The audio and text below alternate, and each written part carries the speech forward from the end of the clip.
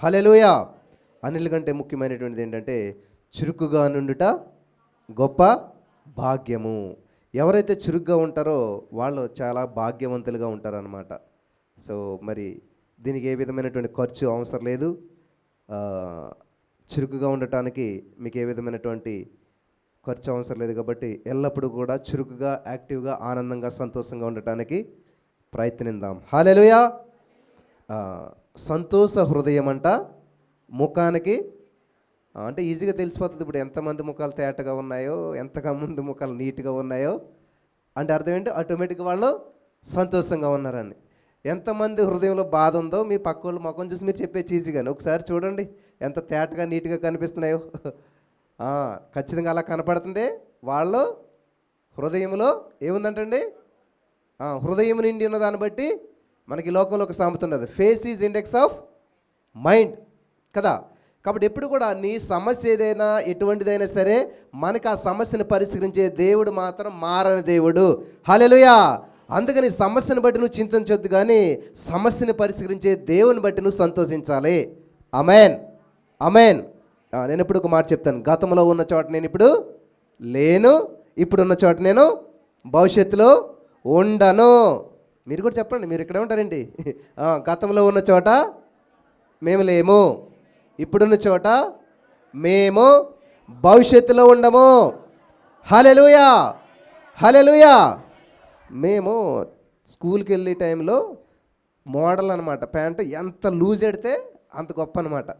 అప్పుడు మేమేం చేసేవాళ్ళు, కింద ఇంత లూజ్ లంగానో ప్యాంటో తెలిసింది కదన్నమాట. అప్పుడు ఆ టైంలో ఆ మోడల్ అది. తర్వాత ఏమైపోయింది, ఇప్పుడు ఎంత టైట్ పెడితే ఇంకా కూర్చోటక్కలేదు, ఇప్పుడు లేకటక్కలేదు అనమాట. ఇంకా ఎంత పట్టుకుంటుందో అంత గట్టిగా టైట్ కుట్టించుకుంటే మోడల్ అనమాట. సో ఇవన్నీ ఏముంటాయి, మారుతుంటుంటాయి. కానీ మన దేవుడు నిన్న నేడు ఏకరీతిగా ఉండేటువంటి దేవుడు. హల్లెలూయా, హల్లెలూయా. పూర్వకాలంలో చూడండి, చక్కగా ఇలా జడేసుకుంటే మంచి బాగుండేది. ఇప్పుడు ఆ జడ కాదు. కొంతకాలం ఏం చేశారు, చీపురు కట్టలకి ఇక్కడ బ్యాండేజ్ పెట్టి ఇట్లా వదిలేవారు. అది కూడా లేదు. ఇప్పుడు ఏమైపోయింది, ఇప్పుడు మొత్తం అసలు ఏమి సంబంధం లేదు, జస్ట్ ఇట్లా అంటున్నారు, వదిలేసుకుని వచ్చేస్తున్నారు అన్నమాట. ఏ గాలి అన్నేసిందంటే అది అలా ఎగురుతూనే ఉంటుంటుంది. అంటే రోజు రోజుకి ఏమవుతుంది, అప్డేట్ అవుతున్నారు, మంచిదే.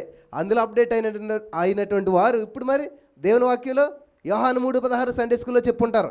కనీసం అది కూడా లేదు ఇప్పుడు. అంటే అప్డేట్ అయ్యారా, డిగ్రేడ్ అయ్యారు, ఇప్పుడు ఉండకుండా తగ్గిపోతున్నారు అన్నమాట. కానీ దేవుని యొక్క వాక్యం సెలవుస్తుంది అంటే యెహోవా కొరకు ఎదురు చూసేవారు నూతన బలం పొందుకుంటారు. హల్లెలూయా, హల్లెలూయా. మేము ఎప్పుడు నూతన పరచబడతాం. ఫస్ట్ మాకున్న అనుభవంతో ఒక 100 స్థుతులు రిలీజ్ చేసాం. మేము తెలుగులోనే వింటున్నారు అనుకున్నాం, కానీ మాకు చాలామంది అమెరికా నుంచి అక్కడక్కడ నుంచి చాలామంది ఉన్నారు అన్న సంగతి పుస్తకాలు రిలీజ్ చేసి తెలిసి, బ్రదర్ మాకు ఇంగ్లీష్ కూడా ఉంటే బాగుంటుందని అన్నారు. అప్పుడు ఏం చేసామంటే ఈ యొక్క పుస్తకాన్ని 2 భాగాలు చేసాం. సగం నుంచి ఏముంటుందంటే ఇంగ్లీష్ ఉంటుంది అనమాట. సో మీకు ఇంగ్లీష్ రాకపోయినా పర్వాలేదు, ఫస్ట్ భాగం అంతా మీకోసమే, ఫస్ట్ ప్రిఫరెన్స్ మీకు ఇచ్చాం. ఫస్ట్ భాగం అంతా కూడా మీరు తెలుగులో చదువుకోవచ్చు. ఒకవేళ మీ ఫ్రెండ్స్ తెలుగు రాని వాళ్ళు ఉంటారో, అసలు తెలుగు చదవటం రాని వాళ్ళు ఉంటారు, కాబట్టి మీరు అమెరికా అయినా ప్రపంచంలో ఏ మూలకైనా ఈ పుస్తకం వెళ్ళేటువంటి అవకాశాన్ని పరిశుద్ధాత్మ దేవుడు మనకు కల్పించాడు. హల్లెలూయా, హల్లెలూయా. నేను వెళ్ళని ప్రాంతాలకు అప్పుడు ఈ పుస్తకం వెళ్ళిపోయింది. ఖచ్చితంగా తర్వాత నేను వెళ్తాను, నాకంటే ముందు ఇది వెళ్తూ ఉంది. సో ఇది చాలా ప్రభావవంతమైన పుస్తకం. ఈ పుస్తకం ప్రింట్ అవ్వకముందే కొన్ని 100 ఆర్డర్ అయిపోయినాయి. ఎప్పుడైనా అలా డబ్బులు వద్దన్నా సరే నేను పంపకేయడమంటే ముందే డబ్బులు వేసేస్తున్నారు చాలామంది. చాలా సంతోషం. ప్రియులారా, ఇంత చిన్న పుస్తకం ఉంది కదా, ఇది ఈజీగా ప్రింట్ అయిపోయే పుస్తకం కాదన్నమాట. దగ్గరకు ఒకసారి ఒక ప్రాజెక్ట్ మనకు కంప్లీట్ అవ్వాలంటే దగ్గర ₹1,00,000 వరకు అయిపోతుంది మన ఖర్చు. మీరు అందరూ అనుకుంటారు చిన్న పరిచర్య, అస్సలు మాట ఎప్పుడు అనకండి. చిన్న సంఘానికి వెళ్తున్నాను అనకండి, గొప్ప సంఘానికి వెళ్తున్నాను, గొప్ప పరిచర్యలో నేను నాటపడ్డాను, నేను గొప్ప వ్యక్తిని. పాడాం కదా, నీ ఆలోచనలు ఎంతో పాడరా, ఏదో ఫ్లోలో వెళ్ళిపోయింది అలాగా, అందులో ఉందన్నమాట. ఒకసారి తిరిగి చూడండి, అరే ఇందులోనే ఉంది కదా. అందుకనే మనం ఇప్పుడు అలా ఉండిపోతాం అన్నమాట. అందులో ఇంకో మాట ఉంది, ఏమైనా చేయగలుగుతాడు దేవుడు ఖచ్చితంగా, కానీ నీ ఆజ్ఞ లేనిదే ఏం జరగదా, ఏమా జరగదా. అయితే మీరు వత్త ఇప్పుడు సడన్గా మెట్లు ఎక్కితోడు ఫట్ మని గుద్దారు ఏంటి మెట్ని, అందుకు కాలు అక్కడికి అట్లాగా చీలిపోయి బ్లడ్ కారుతుంది. అంటే దేవుడు ఆజ్ఞనా చెప్పాలి, దేవుడు ఆజ్ఞనా అంటే దేవుడు ఆజ్ఞ కాలు ఎరగాలని ఆజ్ఞ ఉంటుందా, నీ వ్యాపారం నష్టపోవాలని ఆజ్ఞ ఉంటుందా, కాబట్టి ఆ చరణాన్ని మీరు మార్చి పాడుకోండి, అట్లా యాజిటీజ్గా పాడుకోకుండా. దేవుని ఆజ్ఞ లేకుండా నువ్వు ఏదైనా చేసుకోవచ్చు కదా నీ జీవితంలో. ఇప్పుడు యోబు గారి జీవితంలో నష్టం జరిగింది, అది దేవుడు ఆజ్ఞాపించాడా? యాక్సెప్ట్ చేశాడనమాట. అంటే ఏంటి, సరే నువ్వు చేస్తానంటావు కానీ చేసుకో, దానివల్ల నా భక్తుడికి ఏమి ఇబ్బంది రాదు. అది ఆజ్ఞ వేరు. ఆజ్ఞ అంటే ఖచ్చితంగా రాజుగారి మాటక ఆజ్ఞ, నువ్వు ఇలాగే ఉండాలి, ఇలాగే చేయాలి, అది ఆజ్ఞ. నీ తల్లిదండ్రులు గౌరవించాలి, అది ఆజ్ఞ. అంతేకాని ఇప్పుడు నీ కాలు ఎరగాలి, ఇది ఆజ్ఞ. చెయ్యి ఎరగాలి, ఆజ్ఞ. ఇట్లాంటివి దేవుడు చేయడనమాట. కాబట్టి ప్రతిదీ దేవుని ఆజ్ఞ ప్రకారమే జరుగుతుందంటే, ఇప్పుడు సడన్గా అక్కడ యాక్సిడెంట్ అయ్యారు, చచ్చిపోతారు అంటే దేవుడు ఆజ్ఞ అంటారు? అది దేవుడు ఆజ్ఞ కాదు. అది సైతాను గాడు ఎవరిని ఎలా దొంగిలించాలని చెప్పి అది సింహం వల్ల, గర్జన సింహం వల్ల వెతుకుతూ ఉంటాడు. ఎక్కడ వీక్ పాయింట్ దొరికిందో అక్కడ నేను లొంగ తీసుకుంటాడు, నిన్ను నాశనం చేస్తాడు. దొంగ దోచుకునేవాడు నాశనానికి కర్త దేవుడు. మన దేవుడు సమాధానకర్త. ఆడు సైతాన్ గాడేమో నాశనానికి కర్త. సో ఈ వేరియేషన్ తెలియని చెప్పు నీ జీవితంలో కాలు ఎరిగినా, చెయ్యిరిగినా, ఉద్యోగం పోయినా, పెళ్లి క్యాన్సిల్ అయిపోయినా దేవుడి చిత్తం, లేకపోతే దేవుని ఆజ్ఞ అని పొరపాటు పడుతుంటుంటారు. దేవుని మనసు తెలియనప్పుడు ఏమనుకుంటాం మనం? ఇప్పుడు ఫర్ ఎగ్జాంపుల్ ఎవరు వచ్చి మీ దగ్గరికి, జోసఫ్ బ్రదర్ ఎలా తిట్టాడు తెలుసా నిన్ను అంటే నువ్వేం చేస్తావు? అవునా అంటే నీకేంటి అక్కడ నా గురించి అవగాహన లేదు. పొరపాటును కూడా అట్లాంటి మాట ఆయన నోట్లోంచి రాదని నువ్వు తిరగబడ్డావు అనుకో, నా మనసుని గ్రహించినట్లు. అలా కాకుండా ఎవరైతే చెప్తే నమ్మేసావంటే, అవునా అలాగన్నారా అంటే నా యొక్క హృదయ స్పందన కానీ నా మనసు కానీ నీకు పూర్తిగా అవగాహన తెలియదు. ఇప్పుడు దేవుని యొక్క మనసు పూర్తిగా అవగాహన తెలిసినప్పుడు నీ ఆలోచన విధానం కానీ, నీ మాట విధానం కానీ దేవుని గురించి చెప్పేటప్పుడు చాలా జాగ్రత్తగా ఉంటుంది, చాలా ఖచ్చితంగా ఉంటుంది అనమాట. దేవుడు ఎలాగో ఆలోచిస్తాడో తెలుసుకుంటే అలా నువ్వు మాట్లాడగలుగుతావు. హల్లెలూయా. నేను ఏమైనా విమర్శించాలని, ఎవరిని తప్పు పట్టాలని కాదు, కానీ దేవుని మనసు ఇది అని చెప్పాలన్నది నా ఉద్దేశం. ఫైనల్. ఓకే, అర్థమైందా? హల్లెలూయా. సరే, ఈ రోజున ఒక అద్భుతమైనటువంటి విషయాన్ని మీతో పంచుకోవాలని చెప్పి నేను ఆశపడుతున్నాను. సామెతల గ్రంథం 4వ అధ్యాయం 23వ వచనాన్ని చదువుకుని మనం ముందుకు వెళ్ళిపోదాం. సామెతల గ్రంథం 4వ అధ్యాయం 23వ వచనంలో మనం చూసినట్లయితే ఒక అద్భుతమైనటువంటి ఆ యొక్క మాట వ్రాయబడినది. చదువుదామా? నీ హృదయంలో నుండి జీవధారలు బయలుదేరును, కాబట్టి అన్నిటికంటే ముఖ్యముగా నీ హృదయమును భద్రముగా కాపాడుకొనుము. స్తోత్రం దేవస్థానత్ర. ఈరోజు ఈ యొక్క వాక్యపు వెలుగులో మమ్మల్ని నడిపించి బలపరిచి, విత్తబడుచున్న వాక్యం వ్యర్థం కాకుండా ప్రతి హృదయంలో నాటబడి నూరంతల పంట అనిపించిన కృప చూపించమని యేసు క్రీస్తు నామములో ప్రార్థించి నమ్మి పొందుకుని నమ్మ పరమ తండ్రి, ఆమేన్. హల్లెలూయా. చూడండి ఏం చేస్తూ ఉంటాండి, కాపాడుకోవలసినటువంటి విషయాలు ఇక్కడ ఉన్నాయి. ఈరోజు నేను చెప్పబోయే అంశం ఏంటంటే, కాపాడుకోవాల్సినటువంటి 8 విషయాల గురించి మీ ముందుకు నేను తీసుకుని వస్తాను. ఏం కాపాడుకోవాలి? మీలో చాలామంది చాలా కాపాడుకుంటూ ఉన్నారు. ఏంటది? అందరికీ పెద్ద సమస్య ఇప్పుడు జుట్టు ఎక్కడ రాలిపోతుందని చెప్పి దానికి ఎన్ని రకాల తపస్సు చేస్తుంటుంటారు. ఇంకా చెప్పలేములేండి, ఏదో రాస్తారు. ఒక్కోసారి పొరపాటున చూసామని, నిన్న ఎక్కడ చూసాను ఒక టీవీ అదే యూట్యూబ్ షార్ట్ అనమాట. సడన్గా ఏం చేసినప్పుడు అద్దంలో చూసి పరిగెడుతుంది. ఎందుకని? ఆవిడ ముఖం ఆవిడే చూసి ఏదో అప్లై చేసింది అనమాట. మర్చిపోయింది. ఇంతకని మర్చిపోయి సడన్గా కిటికీ దగ్గరికి వెళ్ళే చూతులకి చూసింది అనమాట, పరిగెట్టిపోతుంది అనమాట. అంటే అట్లా రకరకాల అప్లై చేసి మనం ఏం చేస్తాం, ఎలాగైనా కాపాడుకోవాలి. ఆ జుట్టు కాపాడుకోవాలి, లేకపోతే ఈ యొక్క చర్మం కాపాడుకోవాలి, లేకపోతే ఈ ముఖాన్ని అందంగా ఉంచడానికి కాపాడుకోవాలి. ఇలాగ అనేకమైనటువంటి విషయాల్లో మనం జాగ్రత్త పడుతూ ఉంటుంటాం. కానీ ఇక్కడ అన్నిటికంటే ముఖ్యంగా ఏం కాపాడుకోవాలంట? నీ హృదయము. ఎందుకనంటే నీ హృదయంలో నుండి జీవధారలు బయలుదేరును. హల్లెలూయా. జీవధారలు ఏంటి, ఎక్కడి నుంచి బయలుదేరుతాయి, ఎలా బయలుదేరుతాయి అని చెప్పి మీరు చాలామంది అనుకుంటుంటారు. ఎందుకని భద్రంగా చేసుకోవాలి అని చూసినట్లయితే, ఒక రాజుగారు తనకున్నటువంటి జ్ఞానంతో, ఆ యొక్క సామర్థ్యంతో ఏం చేశారంట, చాలా గొప్ప ఒక పెద్ద కోట నిర్మించాడంట. చాలా పెద్ద కోట. ఆ కోట ఎటువంటిదంటే, ఆ యొక్క కోటకున్నటువంటి ఆ కాంపౌండ్ వాళ్ళు ఎటువంటిదంటే, అసలు దాన్ని తాకటానికి కూడా ఎవరికి సామర్థ్యం సరిపోదు. దాన్ని ఏం చేసినా కూడా అది కూలిపోయినటువంటిది అనమాట. అంత పెద్ద కోటకి ఆ చక్కటి కాంపౌండ్ వాళ్ళు నిర్మించి ఏం చేశాడంట, కాపలాదారులు కూడా పెట్టి చిన్న గేటు పెట్టాడంట. అంత పెద్ద కోటలోకి ప్రవేశించడానికి చిన్న గేటే ఉన్నదంట.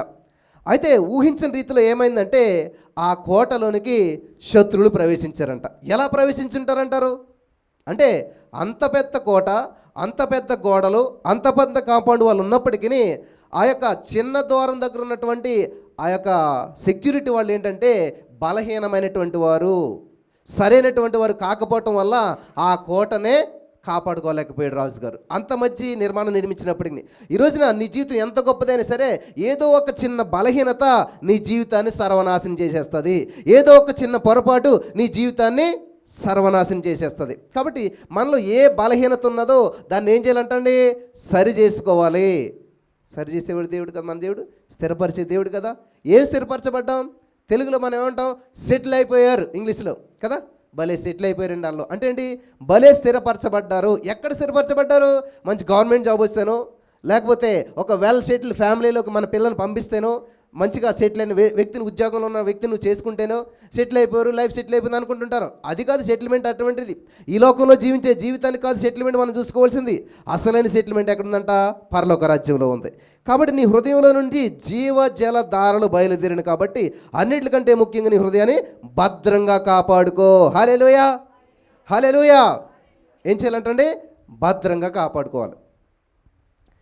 నాకు మ్యారేజ్ అయినప్పుడు కొనుక్కున్న సూటు ఇప్పటికీ కూడా ఉన్నది. నేను లాస్ట్ టైము వేసుకుని కూడా చూపించాను అనమాట. ఇప్పటికీ అది ఎలా పెళ్ళిలో ఎలా ఉంది, ఇప్పటికీ అలా ఉంది. ఎందుకని అలా ఉన్నదంటారు? దాన్ని భద్రం చేసుకున్నాం కాబట్టి, జాగ్రత్తగా చూసుకున్నాం కాబట్టి. నాకుండే అలవాటు ఏంటంటే దేన్నైనా నేను చాలా భద్రంగా చూసుకుంటాను. అజాగ్రత్తగా కానీ అలా చూసుకోను. హైదరాబాద్ వచ్చిన కొత్తలో నేను పంజగుట్ల హాస్టల్ ఉండేవాడిని. సో అక్కడ హెయిర్ కట్ ఎక్కడ చేస్తారని వెళ్తే అక్కడ చిన్న షాప్ ఉంది. 2010-11 టైంలో ఫస్ట్ రోజు ఏ షాప్కి వెళ్ళానో నేను, అప్పటికి మాకు చాలా కష్టంగా ఉండేది. ఒక 50 రూపాయలు 10 రూపాయలు కావాలంటే దేవుని మహాకృపను బట్టి దేవుడు ఇప్పుడు సమృద్ధిని ఇచ్చాడు. కానీ గత 15-16 సంవత్సరాలు బట్టి ఇప్పటికీ నేను ఆ యొక్క హెయిర్ కట్ చేసేటువంటి షాపుని మార్చలేదు.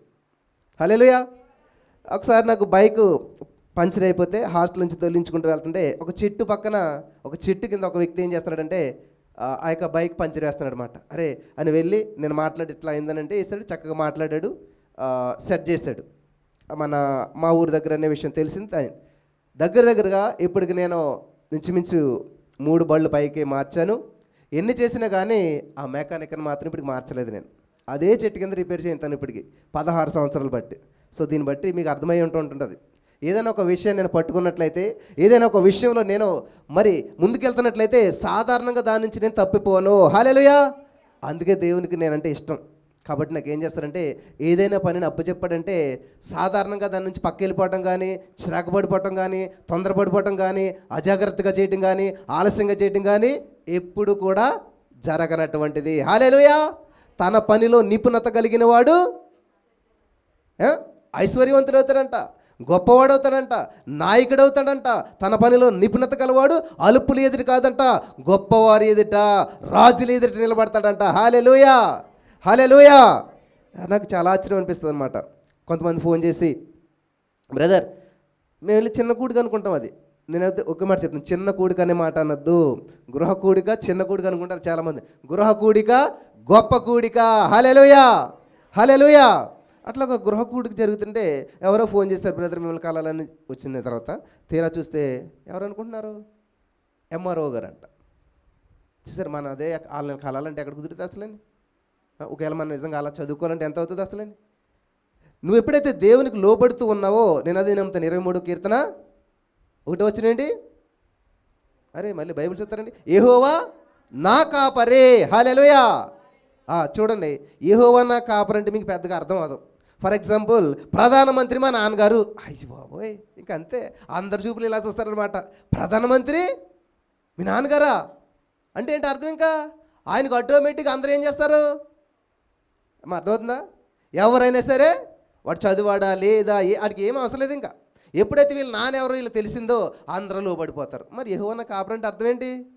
యేసయ్య నువ్వు నమ్ముకున్నావు, యేసయ్య నువ్వు స్వీకరించావు, ఆయన్ని కాపరిగా నువ్వు పెట్టుకున్నట్లయితే ఖచ్చితంగా ఈ లోకంలో ఉన్న ప్రతి ఆశీర్వాదము, ప్రతిదీ సమస్తము నీకు లోబడాలి, నీ వెంట పడాలి. ఆమేన్.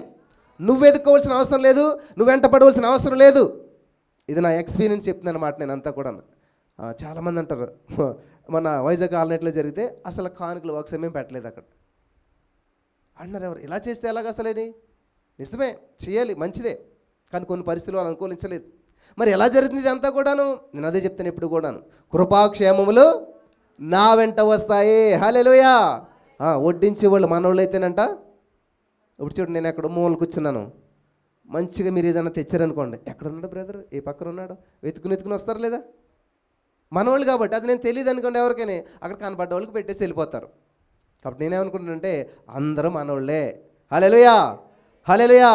ఏకాత్మ ఏక శరీరం కలిగినటువంటి మనలను పరిశుద్ధాత్మ దేవుడు మరి వెంబడించేటువంటి వారిని మనకి ఇస్తూ ఉన్నాడు. ఆమేన్. కాబట్టి అక్కడ ఆ రాజుగారు గేటు మూయడం మర్చిపోయాడు, కానీ ఆ రైతులు ఏం చేశారు, ఆ సెక్యూరిటీ వాళ్ళు ఏం చేశారంట, సరిగా ఉండకపోవటం వల్ల కోటనంతా కూడా శత్రువుడు స్వాధీనం చేసుకున్నారట. ఈరోజు నీ జీవితంలో ఏ అజాగ్రత్త అయినా సరే నీ జీవితాన్ని మొత్తం కూడా సైతానికుడికి స్వాధీనం చేస్తుంది. కాబట్టి వాక్యము విత్తుచున్నప్పుడు, వాక్యం వింటున్నప్పుడు చాలా శ్రద్ధగా ఈ మాట నా కోసమే, నా జీవితాన్ని మార్చే మాట ఈ మాట అని చెప్పి నువ్వు స్వీకరించినప్పుడు ఖచ్చితంగా నీ జీవితంలో ఏది జరగాలో, ఎప్పుడు జరగాలో, ఎలా జరగాలో సమస్తము సమకూర్చి జరిగించే దేవుడు మనకున్నాడు. హల్లెలూయా, హల్లెలూయా. అలాగే ఒక విషయం మీతో చెప్పాలని చెప్పి నేను ఆశపడుతూ ఉన్నాను. ఏంటంటే, ఒక యువకుడు ఉన్నాడు, చక్కగా మొబైల్ కొనుక్కున్నాడు. సడన్గా ఆ మొబైల్ మీద ఆసక్తితో ఏం చేశాడంటే, ఏదో ఒక విషయం నేర్చుకుంటారని రోజుకు ఒక 5 నిమిషాలు కేటాయించి దాంట్లో నేర్చుకుంటున్నాడంట. రాను ఏమైందంట, 10 నిమిషాలు, 20 నిమిషాలు, గంట, 2 గంటలు, తన జీవితం అంతా కూడా దానికి ఎడిక్షన్ అయిపోయాడంట. అప్పుడు నాకులాంటి ఒక వ్యక్తి చూసి, నాన్న ఏంటి ఇది అంతా కూడాను, ఇలాగైపోయేంటి, సమయం అంతా దానికి వెళ్ళిపోతుంది, నీ జీవితం సర్వనాశనం అయిపోతుంది. 5 నిమిషాలను ప్రారంభించావు చిన్నగాను, కానీ మొత్తం దానికే సమయం అంతా అయిపోతుంది, మరి ఎలాగా అని చెప్తే మళ్ళా ఆయన ఇచ్చిన సలహా ఏంటంటే, నెమ్మదిగా ఒకేసారి నువ్వు బయటికి రాలేవు కాబట్టి కొంచెం ఎలాగైతే పెంచావో అలా తగ్గించుకుంటానికి వచ్చాయంటే, ఒకానొక రోజుకి ఏమైందంటే ఆ యొక్క మొత్తం మళ్ళీ 5 నిమిషాల నుంచి కాస్త ఇంకా మొత్తం గంటల నుంచి చాలా తక్కువకు వచ్చేసారంట. ఈరోజు మీలో చాలామంది అలాగే ఏదో ఒక చిన్న విషయంలో ఎడిక్షన్ అయిపోయారేమో, మిమ్మల్ని మీరు కాపాడుకోలేకపోతున్నారేమో, మిమ్మల్ని మీరు కంట్రోల్ చేసుకోలేకపోతున్నారేమో. ఈరోజున పరిశుద్ధాత్మ దేవుడు మీకు సహాయం చేసి మిమ్మల్ని విడిపించడానికి గొప్ప కార్యాన్ని సిద్ధం చేశాడు. హల్లెలూయా, హల్లెలూయా, హల్లెలూయా. కాబట్టి ఈరోజున నా ప్రియమైనటువంటి సహోదరి స్నేహితులారా, ఒక కాపరి ఉన్నాడంట, గొర్రెల కాపరి, చాలా పెద్ద మంది ఉందంట. ఆ గొర్రెల కాపరి ఆ గొర్రెలన్నీ తోలుకొని వచ్చేసి అన్నీ వచ్చేసి అని చెప్పి ఆయన ఏం చేశాడంటే ఆ లోపలికి వెళ్ళి పడుకుని పోయాడంట. సడన్గా ఏమైందంటే ఆ గొర్రెల కాపరి రైతు పడుకున్న తర్వాత ఈ లోపల తోడేలు వచ్చి ఏం చేసిందంటే ఆ గేట్ లోపలికి ప్రవేశించి ఆ గొర్రెలను దొంగిలించడం జరిగిందంట. ఇంత నష్టం జరిగాక ఆయన వచ్చి ఒక మాట చెప్పాడంటే, ఏమన్నాడంటే, నేను కోల్పోయినటువంటి ఆ తోడేళ్ళు నా గొర్రెలను దొంగిలించడానికి కారణం ఏంటంటే తోడేళ్ళు కాదు. ఏంటంటే నా గొర్రెలు దొంగిలించబడ్డాయి, తోడేళ్ళే తీసుకుని పోయి నాశనం చేసేసాయి.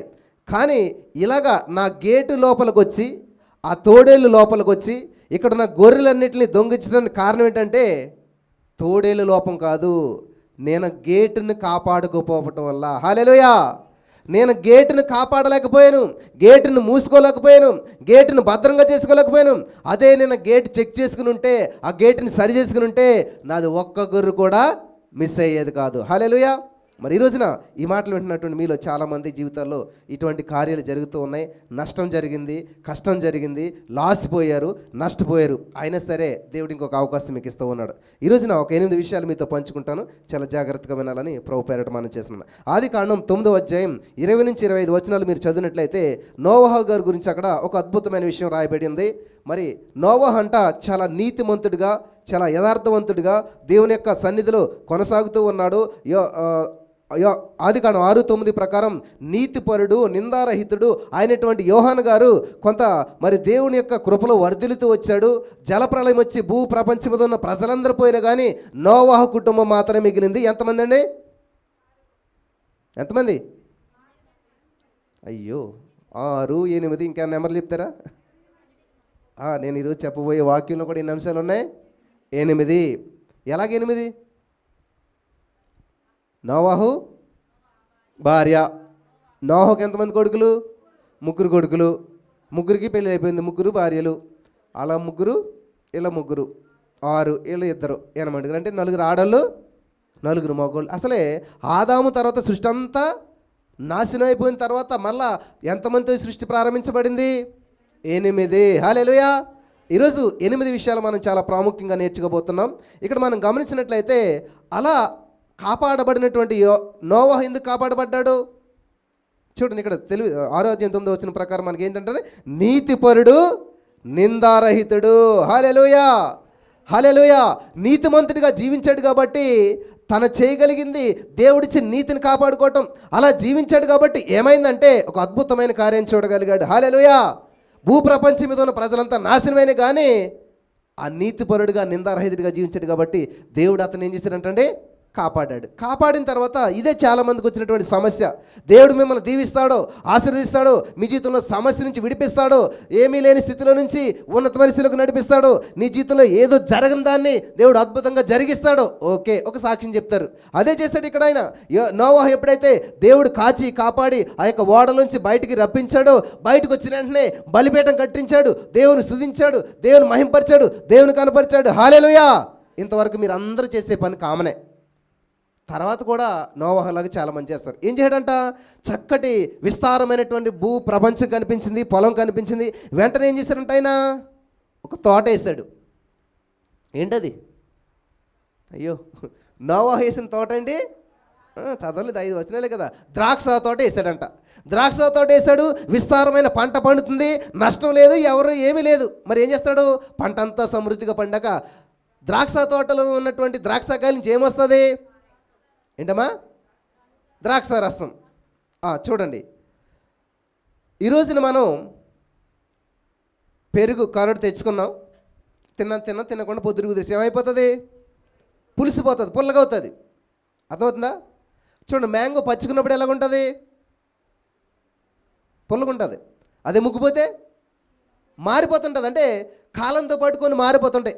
అలాగా ఈ యొక్క కాలంతో పాటు మార్పులు ఎలాగొచ్చాయంటే, ఈ యొక్క ద్రాక్ష రసాన్ని ఎప్పుడైతే దాన్ని నిల్వ చేస్తారో ఆటోమేటిక్గా ఏమవుతుంది అంటే అది మద్యంగా మారుతుంది. చాలామంది అంటారన్నమాట, మీరు వైన్ తాగుతారు కదా, వైనే, కానీ ఈ రోజు వైన్ రేపుకి ఏమవుతుంది, మందుగా మార్చబడుతుంది, మత్తుగా మార్చబడుతుంది. అయితే సరే, మనం విషయంలోకి వెళ్ళిపోదాం. నోవహు గారు ఏం చేశారంట, ద్రాక్ష తోట మంచిగా పాలించేసరికి ఆ యొక్క ద్రాక్ష రసం తెచ్చుకుని దాన్ని పులిబెట్టి ఏం చేశాడు అనుకుందాం, మొత్తం మీద తాగేసరికి ఏమొచ్చిందంటే దీనికి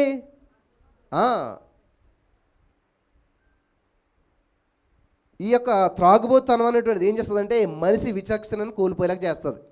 మీరు ఎప్పుడన్నా రోడ్ల మీద వెళ్తే చూడండి, చక్కగా డ్రైనేజీలో పందన్న కొంచెం ఓపెన్ వెళ్ళిపోతుందేమో, కానీ ఈ తాగినోడు పడ్డాకాడికి ఎప్పుడు లేస్తాడు ఇంకా మొత్తం దిగిదాకా తెలియదు అనమాట కదా. ఎంత భయంకరమైనటువంటి జీవితం ఉంటుంది చూడండి అసలేని. ఆ డస్ట్లో నువ్వు కనీసం చెప్పులు లేకుండా నడలేవు. వాళ్ళు ఏం చేస్తారు, హాయిగా పడుకుంటారు, ప్రపంచంతో సంబంధం లేనట్టుగా ఉంటుంటారు అనమాట. చూడండి, నువ్వు రోడ్డు మీద వెళ్తున్నప్పుడు ఎక్కడన్నా హార్న్ పడితే ఏదో వచ్చేస్తుందని చెప్పి చాలా దూరంగా జరుగుతావు. కానీ వాడు చూడండి, ఎంతో వేగంగా వస్తున్న లారీకి అలా ఎదురుగా నడుచుకుంటూ వెళ్తాడు. లారీ ఓడి తాగిఓడికి భయపడతాడు, కానీ ఈ తాగినోడు అసలు లారీకే భయపడ్డాడు. చూసారు మీరు రోడ్డు మీద ఇటువంటి విషయాలు? ఎందుకంటే వాడు విచక్షణ కోల్పోతాడు అనమాట. ఆ లోపల ఏదుందో అది ఇతన్ని ప్రభావితం చేస్తుంది. అయితే ఈ యొక్క నోవహు గారు ఏం చేశాడు, ఫుల్గా తాగేసరికి ఏమైందంట, ఏం జరుగుతుందో కూడా తెలియట్లేదు అంట. ఒంటి మీద బట్టలు ఉన్నాయో లేవో తెలియకుండా మొత్తం ఫుల్గా తాగేసి నడిచినంత లెక్క నడిచి పడిపోడంట. ఇది చూసినటువంటి 2 బిడ్డలు, ఒక బిడ్డ చూసి అయ్యో నాన్న ఇలా పడిపోడని చెప్పి ఇంకొకరికి చెప్తే వాళ్ళు వచ్చి ఏం చేస్తారంట, వస్త్రం కప్పడం జరిగింది. అంటే ఇక్కడ మనం చూసినట్లయితే ఏం జరిగిందంట, నోవహు వస్త్రాన్ని కోల్పోయాడు, కాపాడుకోలేకపోయాడు. ఎందుకనంటే ఆ త్రాగుబోతనం వల్ల తన యొక్క వస్త్రాన్ని కోల్పోయాడు. అలా కోల్పోవటం వల్ల ఏమైంది, నోవహు ఎప్పుడైతే తన వస్త్రాన్ని కాపాడుకోలేకపోయాడో మరి కనాను శపించబడ్డాడు, తన కుమారుడు శపించబడ్డాడు. ఈయన వస్త్రం కోల్పోవటం ఏంటి, ఆయన శపించబడటం ఏంటి అంటే ఏంటంటే కాపాడుకోకపోవటం వల్ల అనమాట. ఈరోజు కొన్ని విషయాలు మీరు చాలా నష్టపోతూ ఉన్నారు. మా నాన్నగారు నాకు సైకిల్ ఇచ్చారు 6వ తరగతిలో. ఎలాంటి సైకిల్ అంటే అది చాలా పాత సైకిల్ అనమాట. కానీ నేనేం చేశానంటే దాన్ని చాలా కాపాడుకుంటూ వచ్చాను. ప్రతిరోజు తుడిసేవాడిని దానికి పోయిన పార్ట్స్ అన్నీ కొత్తగా వేయించాను. ఒకనొక రోజున దేవుడు నాకు సామర్థ్యం ఇస్తే సమ్మర్లో అంతా పని చేసుకుని వచ్చిన డబ్బులన్నీ పోగు చేసుకుని దాన్ని షాపుకి పట్టుకెళ్ళి దీనికి పెయింట్ వేయాలని వేస్తే చక్కగా పెయింట్ వేసి నీట్గా చేసి ఇచ్చారు. దాన్ని ఇంటి కట్టుకొచ్చి పెడితే మా ఊర్లో చాలామంది వచ్చారు చూడటానికి. ఎందుకంటే కొత్త సైకిల్ కొన్నాను అనుకున్నారు. ఎందుకని అది కొత్త సైకిల్ కాదు, నా వయసుకు మించిన పాత సైకిల్ అది, కానీ నేను ఏం చేస్తాను, దాన్ని చాలా జాగ్రత్తగా నీట్గా పెట్టుకున్నాను కాబట్టి అందరిని ఆకర్షించింది. అలాగే మీ జీవితం కూడా మీరు భద్రంగా ఉన్నారనుకోండి, పరిశుద్ధంగా ఉన్నారనుకోండి, చురుకుగా ఉన్నారనుకోండి, అనేక మందిని ఆకర్షిస్తారు. హల్లెలూయా, హల్లెలూయా. దేవుడు చూడండి ఎక్కడన్నా సోమరిపోతులు వాడుకున్నాడా? ఎలీషా గారంట నాగలే దున్నుతూ ఉన్నాడు అక్కడ పొలం. ఎన్నో నాగలే చెప్పాలి, ఎన్నో ఒక ఎడ్ల బండి వెనకాల ఉన్నాడు ఆయన. 4 ఆల్మోస్ట్ 12 అనుకుంటా. చివరి దాని వెనకాల ఆయన ఉన్నాడు. అంటే ఏంటి, ముందోళ్ళు సరిగ్గా పని చేస్తున్నారా లేదా చూసుకుంటూ ఈయన కూడా పని చేస్తూ ఉన్నాడు. అది అద్భుతం. అప్పుడు ఏలేగరిల్లి రా నన్ను వెంబడించి అన్నాడు. యేసుప్రభు శిష్యుల్ని ఎలాంటి పిలిచాడు దేవుడు? ఒడ్డును కూర్చుని ఎడుతున్న వాళ్ళ, పని పాట లేకుండా తిని తిరిగి వాళ్ళని పిలిచాడా? కష్టపడి పని చేస్తున్నారు, చేపలను పడుతున్నారు, వలల్ని వాళ్ళు చక్కగా సర్దుకుంటుంటే రండి నన్ను వెంబడించండి. ఎవరిని పిలిచినా దేవుడు కష్టపడే వాళ్ళని, పని చేసే వాళ్ళని పిలిచాడు ఎక్కడైనా కూడాను. హల్లెలూయా. కాబట్టి ఈ రోజున నీ జీవితంలో అద్భుతము, ఆశ్చర్యము, అభివృద్ధి నీకు జరగాలంటే నువ్వేం చేయాలంట? శ్రద్ధగా పని చేయాలి, కష్టపడుతూ ఉండాలి. ఆమేన్. అయితే ఇక్కడ మరి ఈ యొక్క నోవహు గారి జీవితంలో మనం చూసినట్లయితే ఇటువంటి పరిస్థితి, వస్త్రం కాపాడలేకపోయాడు, విచక్షణ కోల్పోయాడు. దానివల్ల ఏమైందంటండి, ఇక్కడ కనాను శపించబడ్డాడు. ఆదికాండం 19:9-20-25 వచనాలు మీరు చదువుకోండి. ఒకనొకప్పుడు యోనాకున్నటువంటి పిలుపు ఏంటంటండి, యోనాకున్నటువంటి సాక్ష్యం ఏంటంట? నీతిపరుడు, నిందారహితుడు, తన వస్త్రాన్ని కాపాడుకోలేకపోయాడు కాబట్టి ఇంత నష్టం ఏర్పడింది. మరి నోవహు గారు అయితే ఆ వస్త్రాన్ని కోల్పోయాడు. మరి ఈ రోజున మనకున్న వస్త్రం ఏంటంటే, ఈ రోజున మనం కాపాడుకోవాల్సిన వస్త్రం ఏంటంట? గమనించాలి జాగ్రత్తగా. ఇప్పుడు మనం ఎక్కడున్నామంట? కృపాకాలంలో జీవిస్తూ ఉన్నాం. మనం కాపాడుకోవాల్సినటువంటి వస్త్రం ఏంటంటే రక్షణ వస్త్రము. హల్లెలూయా. చెప్పండి, రక్షణ వస్త్రం. ఇక్కడ ఎంతమందికి బట్టలు ఉన్నాయి అంటే రక్షణ వస్త్రం ఎంతమందికి ఉంది? చేతులు ఎత్తండి ఒకసారి. మరి బట్టలు లేని వాళ్ళంటే బాధపడతారు మళ్ళీ. సో రక్షణ వస్త్రం లేకపోయినట్లయితే దేవుని రాజ్యానికి మనం వారసులం కాలేం. చాలా, ఎందుకంటే మనసు వేసుకున్నటువంటి బట్టలను బట్టి మనిషికి విలువ వస్తుంది. నేను కొన్నిసార్లు ఏం చేస్తున్నాను, మామూలుగా షర్ట్ వేసి చెప్తుంటే చాలామంది నాకు ఫోన్ చేసి, అన్న అట్లా కాదు, మీరు చక్కగా వాక్యం చెప్తున్నారు కాబట్టి ఇట్లా చెప్పండి, అనేక మందికి ఉపయోగపడుతుంది, బాగుంటుందని చెప్పి కష్టమైనా కానీ ఇలా చేయవలసి వస్తుంది. ఎందుకంటే మనం వేసుకునే డ్రెస్ని బట్టి చూడండి, ఈ డ్రెస్ని బట్టి పోలీసు, ఈ డ్రెస్ని బట్టి నర్సు. మనుషులను మారారా? వాళ్ళకి మీకులాగా జుట్టు ఉంటుంది, అన్ని మామూలే. కానీ డ్రెస్ని చూసినట్టు మనం ఏం చేస్తున్నాం? ఈయన పోలీసు, ఈయన నర్సు, ఈయన డాక్టరు, ఈయన యాక్టర్ అని మనం ఎలా చెప్పగలుగుతున్నాం? అపీరెన్స్, డ్రెస్ అన్నమాట. డ్రెస్ మన అడ్రస్ని తెలియజేస్తుందంట. హల్లెలూయా, హల్లెలూయా. అయితే ఇక్కడ ఆ రోజుల్లో మరి నోవహు ఎలాగైతే ఆ యొక్క వస్త్రాన్ని కాపాడుకోలేకపోయాడు, ఈ రోజుల్లో కూడా చాలామంది తమ యొక్క రక్షణ వస్త్రాన్ని కాపాడుకోలేకపోతున్నారు. రక్షణ వస్త్రాలు ధరించుకుంటా అనేటువంటిది క్రైస్తవ జీవితంలో ఎంతో ప్రాముఖ్యమైనటువంటి విషయం. హల్లెలూయా, హల్లెలూయా. కాబట్టి ఇక్కడ ఈ బట్టలు లేకుండా మనం తిరుగుతున్నాం, ఈ యొక్క దిశమల్ని ఎవరైనా చూస్తారేమో అనేటువంటి ఆ యొక్క మరి జ్ఞానం ఆ రోజు లేకపోవడం వల్ల అన్ని సమస్యలు వచ్చబడ్డాయి. నెక్స్ట్ రెండో విషయం మనం గమనించినట్లయితే ప్రియులరా, ఆదాము వలన దేవుడు ఎంతో అద్భుతంగా తన పోలిక చెప్పున ఒక అద్భుతమైన వ్యక్తిగా చేశాడు. ఎప్పుడైతే దేవుడిచ్చిన అధికారాన్ని, అవకాశాన్ని వాళ్ళు దుర్వినియోగం చేసుకున్నారో, ఎలాగా చెప్పాలి? పండు తింటే బట్టలు కోల్పోయారంట వాళ్ళు. ఏం తింటేని? చూడండి, తిండి కోసం బట్టలు కోల్పోయిందనమాట. ఎప్పుడైతే ఆ యొక్క తినకూడదన్న పండుని తిన్నారో వెంటనే వాళ్ళు ఏమయ్యారంట? వస్త్రహీనులు అవ్వరంట. అంటే ఎందుకు వస్త్రహీనులు అవ్వరు అంటే బట్టలు లేవా? అంతవరకు బట్టలు లేవా? చెప్పాలి, ఉన్నాయా లేవా? ఉన్నాయా? ఏం వస్త్రాలంట? మహిమ వస్త్రాలు ఉన్నాయి. ఎప్పుడైతే ఆ పండును వాళ్ళు తిన్నారో వాళ్ళకు ఉన్నటువంటి మహిమ వస్త్రము ఉండటానికి అవకాశం లేదు. వింటున్నారా? బట్టలు మనకి ఎప్పుడు పోతాయి? వర్షం వచ్చిందో లేకపోతే మనకి ఏదైనా ఫైర్ అయినప్పుడు ఏమవుతుంది? ఆటోమేటిక్గా కాలిపోతాయి. ఈ యొక్క పాపం వల్ల ఏమైందంటండి, ఈ పండు మరి తినకూడదు అన్నటువంటి పండు ఎప్పుడైతే తిన్నారో ఆదాము అవ్వలంట ఆ యొక్క వస్త్రాలను కోల్పోయారంట. మరి వెంటనే దేవుడు ఏం చేశాడు? పండు బయటకు అన్నాడా? చెప్పాలి. ఆదాము అవ్వలు తప్పు చేశారు, దేవుడి దగ్గరికి వచ్చారు, దేవుడు చూశాడు, ఎందుకు ఇలా చేశారంటే ఇదంతా అన్నాడు. సరే బయటకు పండు పంపేశాడా? మరి ఏం చేశాడు? ఏం చేశాడంట? చర్మపు చొక్కాలను వాళ్ళకి తొడిగించాడు. అంటే వాళ్ళు తప్పు చేసినప్పుడు ఆ తప్పిదాన్ని కప్పడానికి చర్మపు వస్త్రాలు. అంటే చర్మం వస్త్రం రావాలంటే ఏం జరగాలి అక్కడ? ఎవరో ఒకరు బలిగా అర్పించబడాలంటే ఒక గొర్రె పిల్ల బలి అర్పించడం ద్వారా ఆ చర్మపు వస్త్రాలు వాళ్ళకి వచ్చాయి.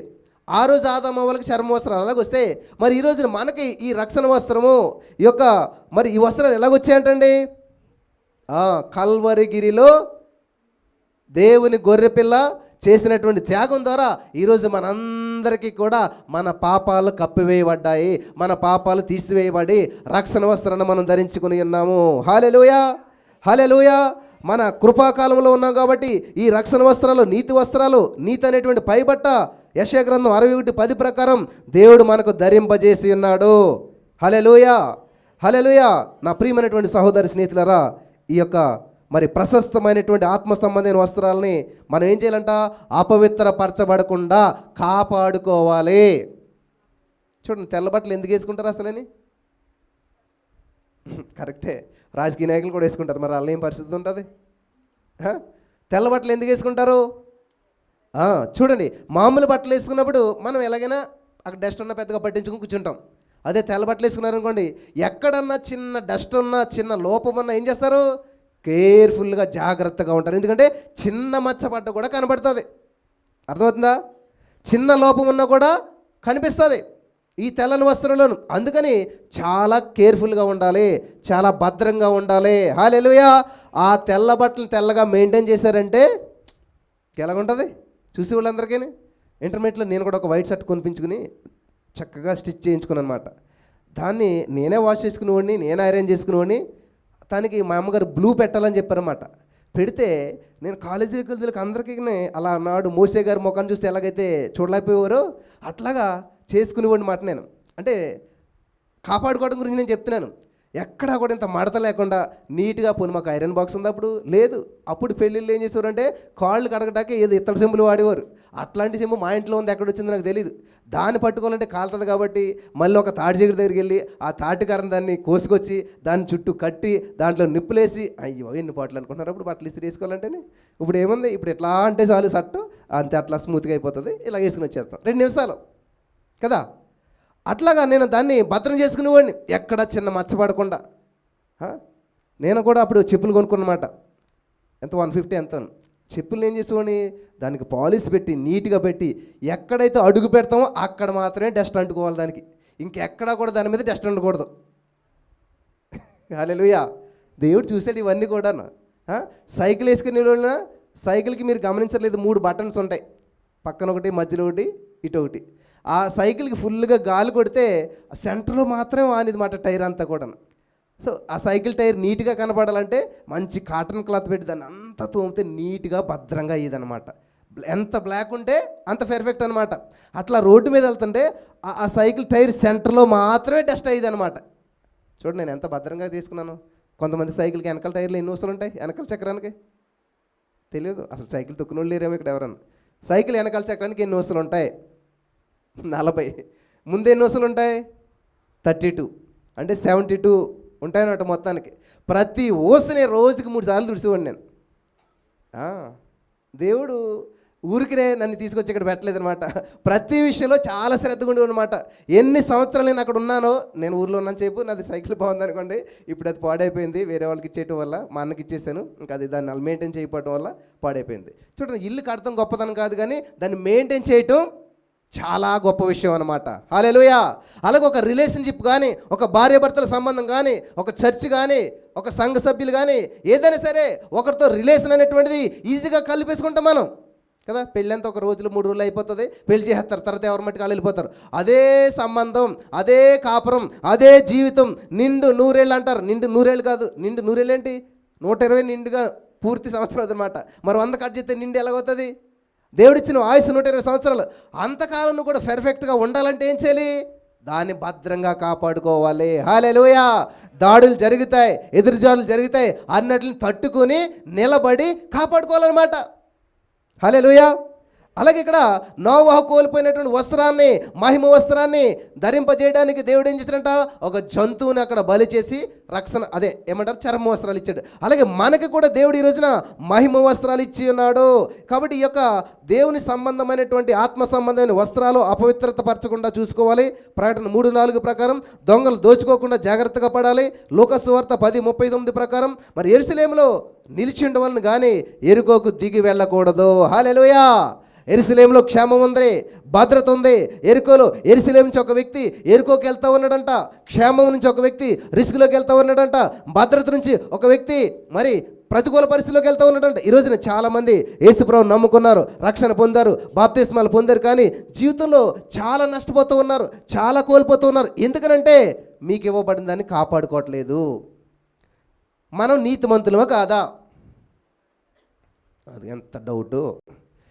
నేను వాళ్ళకి మోసం చేశాను, వాళ్ళ దగ్గర డబ్బులు ఇచ్చుకుని ఇవ్వలేదు, వీళ్ళకి ఇలా చేస్తానని చేయలేదు, కాబట్టి చాలా ఉన్నాయి, నేను నీతిమంతుని కాదు. మీ డౌట్ కదా.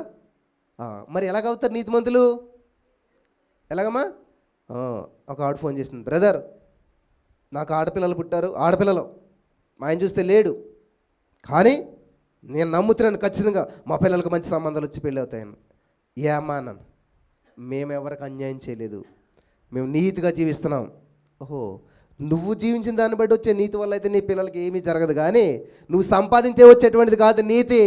ఉచితంగా నీతిమంతులుగా తీర్చబడి ఉన్నాం మనం. హల్లెలూయా, హల్లెలూయా.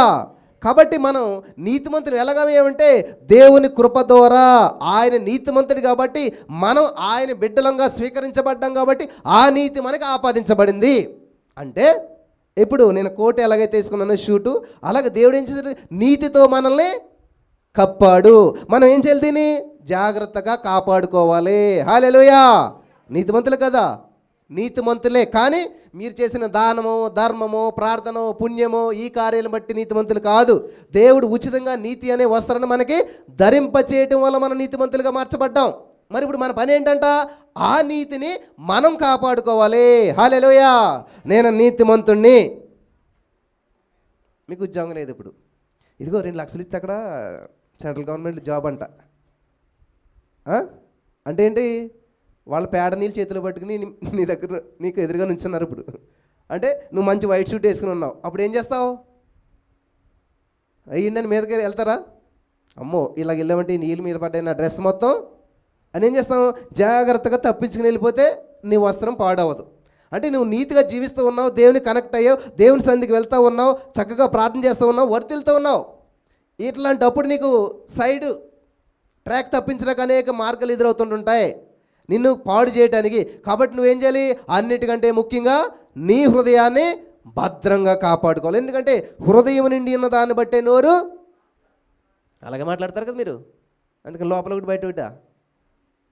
చాలామంది అలా ఉంటారు అన్నమాట, చాలా భలే మాట్లాడుతుంటారు బయటకు మంచిగాను. అస్సలు నువ్వు లేకపోతే నాకు ఏదులాగా అనిపించింది అంటారన్నమాట. ఏదులాగంటే కానీ వాళ్ళ గురించి అసలు ఆలోచించినది, ప్రార్థన చేసింది ఉండదు, మనం పట్టించుకున్నది ఉండదు. కానీ ఇక్కడ దేవుని వాక్యం సెలవిస్తుంది, హృదయం నిండి ఉన్న దాన్ని బట్టి నోరు మాట్లాడుతుందంట. ఏమి నిండి ఉన్నది, నీకు నిజంగా దేవుని వాక్యం నీ హృదయంలో ఉందనుకో, దేవుని యొక్క మరి ఆ యొక్క ఆలోచనలు తెర నీ హృదయం నిండిపోబడిపోయింది అనుకోండి, ఏ సమస్య గురించి ఎవరు చెప్పినా దేవుని వాక్యాన్ని మాట్లాడతావు. ఏ విధమైనటువంటి డైరెక్షన్ నేను చేయాలన్నా దేవుని వాక్యాన్ని మాట్లాడతావు. హల్లెలూయా. నీ నీతి నిన్ను నిలబెడతాదంట. అది నీకు ఉచితంగా వచ్చే నీతి కాబట్టి నువ్వు దాన్ని భద్రంగా కాపాడుకున్నట్లయితే అది నిన్ను నిలబెడతాది. హల్లెలూయా. నోవహు ఏం చేశాడు, నీతిమంతుడిగా నిందారహితుడిగా ఉన్నాడు కాబట్టి దేవుడు అతన్ని ఆ తరం వారందరిలో నుంచి అతను కాపాడాడు లేదా? కాపాడాడు. అలాగే ఈ రోజున కొన్ని విషయాలు మీతో చెప్పాలని నేను ఆశపడుతున్నాను. మొట్టమొదటిగా ఏంటంటే వస్త్రాన్ని కాపాడుకోవాలి. హల్లెలూయా, హల్లెలూయా. ఇక్కడ మీరు చదువుకోండి, ప్రసంగి గ్రంథం 9:8 2 కొరింథీ 7:1 చదువుకున్నట్లయితే మన నీతంట మురికి గుడ్డతో పోల్చబడింది, కానీ దేవుని నీతి తెల్లని వస్త్రంతో పోల్చబడింది. గమనించారు ఈ 2 వస్త్రాలకి తేడా? మనుషుల యొక్క నీతి అంట మురికి గుడ్డలతో పోల్చబడింది, దేవుని నీతి అయితే తెల్లని వస్త్రాలతో పోల్చబడింది. కాబట్టి ఇక్కడ నెంబర్ 1, క్రైస్తవ జీవితం విజయవంతంగా సాగిపోవాలి, విజయవంతంగా ఎక్కడా కూడా ఓడిపోకుండా ఉండాలంటే మొట్టమొదటి నువ్వు కాపాడుకోవాల్సింది ఏంటంటే వస్త్రాలు. హల్లెలూయా, హల్లెలూయా, హల్లెలూయా. వస్త్రాలను కాపాడుకోవాలంట. రెండోది ఏంటంటే పరిశుద్ధత. ఆమేన్. చెప్పండి. రెండోది ఏంటి? పరిశుద్ధత. అంతే కదా. ముందు మనం ఏం చేస్తాం? ఈరోజు బయటికి వెళ్తున్నాం అంటే ఏం చేస్తాం? ఏ బట్టలు వేసుకోవాలి, అంతే కదా. ఫస్ట్ ఏం చేస్తాం మనం? ఈరోజు చర్చికి ఏ బట్టలు వేసుకోవాలి, ఏది అనేటువంటిది మనం ఎలాగైతే కలిగి ఉంటామో ముందుగా మొట్టమొదటి మనం ఏం కాపాడుకోవాలంట? వస్త్రాలను కాపాడుకోవాలంట. రెండవదిగా పరిశుద్ధత. మార్కు సువార్త 7వ అధ్యాయం 20 నుంచి 23 వచనాల వరకు మనం చదువుకున్నట్లయితే అక్కడ ఒక అద్భుతమైన విషయాన్ని పరిశుద్ధాత్మ దేవుడు మనకి వ్రాయించి పెట్టాడు. చదువుదామా? Thank you Jesus, thank you Lord, hallelujah. Mark సువార్త 7వ అధ్యాయం 20 వచనం నుంచి 23 వచనం చూసినట్లయితే, మనుషులు లోపల నుండి బయలు వెళ్ళినది మనుషుని అపవిత్రపరచదు. లోపల నుంచి అనగా మనుషుల హృదయంలోంచి దురాలోచనలు, జారత్వములు, దొంగతనము, నరహత్యలు, వ్యభిచారములు, లోభములు, చెడుతనములు, కృత్రిమములు, ఆ కామ విచారమును, మత్సరమును, దేవదూషణను, అహంభావమును, అవివేకమును వచ్చును. ఈ చెడ్డవన్నీ లోపల నుండే బయలు వెళ్ళి మనుషుని అపవిత్రపరచును అని ఆయనతో చెప్పాను. హల్లెలూయా. చూడండి ప్రియులారా, మనిషిని ఏమి అపవిత్రపరిచాయంట? ఒకటి కాదు, రెండు కాదు, ఓ లిస్టే ఇచ్చాడు దేవుడు. ఈ మాటలు చెప్తున్నటువంటిది యేసు ప్రభువు భూలోక రాజ్యంలో ఉండగా అనమాట. ఇవన్నీ మనుషుల్ని అపవిత్రపరుస్తాయి. ఇప్పుడు నువ్వు అబద్ధం ఆడమంటే ఏమైపోయావు? చెప్పండి, అపవిత్రమైపోయినట్లు అనమాట. ఇక్కడ చూడండి, లిస్ట్ ఇచ్చాడు దేవుడు. లోపల నుంచి బయటికి వెళ్ళేవంటే ఏంటంట? హృదయంలోని దురాలోచనలు. వాడు నాకు సరిగ్గా చాక్లెట్ ఇవ్వలేదు, లేకపోతే వీడు నాకంటే ముందు వాక్యం వీడు చెప్పాడు కాబట్టి నేను ఎలాగైనా సరే ఏదో చేయాలని మనకు ఆలోచన వచ్చిందనుకోండి, అప్పుడు మన హృదయం ఏమైపోతుంది? చెడిపోతుంది అనమాట. అలా కాకుండా మనం ఏం చేయాలి? సరే, వాళ్ళు తెలుసో తెలియక అలా చేశారు, వేసే వాళ్ళని క్షమించు, వాళ్ళకి మేలు చేసామనుకోండి, మనం మంచోళ్ళు అవుతాం అనమాట. హల్లెలూయా, హల్లెలూయా, హల్లెలూయా. తర్వాత ఏంటంటే మత్సరం. అంటే అదిగో వాళ్ళు వేసుకున్న డ్రెస్సే బాగుంది నాకంటేని, నా డ్రెస్ కంటే వాళ్ళ డ్రెస్సే బాగుంది. ఇటువంటిది ఏంటంటే ఉండకూడదు ఎప్పుడు కూడా. అది మత్సరం అనమాట, మంచి ఆలోచన కాదు. థ్యాంక్ యూ జీసస్, నాకంటే వాళ్ళకి మంచి బట్టలు ఇచ్చామన్నాం అనుకో, దేవుడు ఏం చేస్తాడంటే నెక్స్ట్ వీక్ వాళ్ళకంటే మంచి బట్టలు నీకు ఇస్తాడు. ఈ సూత్రం తెలియకపోవటం వల్ల, ఇది నేర్పించకపోవటం వల్ల మనం ఏం చేస్తామంటే వాళ్ళకి మీద ద్వేషం పెంచుకుంటుంటున్నాం. ఆ ద్వేషం అనేటువంటిది మనకు వచ్చే ఆశీర్వాదాన్ని కోల్పోయేలా చేస్తుంది అనమాట. ఇంకా మనం చూసినట్లయితే అహంభావం, అవివేకము, ఇట్లా ఇవన్నీ మనుషుల్లో ఉండి వాళ్ళ ద్వారా మనల్ని అపవిత్రపరుస్తూ ఉంటుంటాయి. కాబట్టి మనం ఏం చేయాలంట? కాపాడుకోవాలి. Protect your self. నిన్ను నువ్వే భద్రం చేసుకోవాలి, నిన్ను నువ్వే కాపాడుకోవాలి. బ్రదర్ నాకు ఫోన్ చేస్తుంటారు, చెడు ఆలోచనలు వచ్చేస్తున్నాయి బ్రదర్, ఏం చేయాలి? తెలియకుండా ఏదేదో పిచ్చి పిచ్చి ఆలోచనలు వస్తున్నాయి బ్రదర్, ఏం చేయాలి అంటే, ఇప్పుడు మీ ఇంటి మించి పక్షులు ఎగిరిపోతున్నాయి అనుకోండి, నువ్వేం చేయలేవు. అదే పక్షులన్నీ అక్కడ ఆగి గూడు కట్టుకున్నాయి అనుకోండి, నువ్వేం చేస్తావు? అరే బల్లె కట్టుకున్నాను చూస్తావా? చూసావంటే మరి ఇంక నేను ఎవడేం చేయలేడు. మరి ఏం చేస్తావు?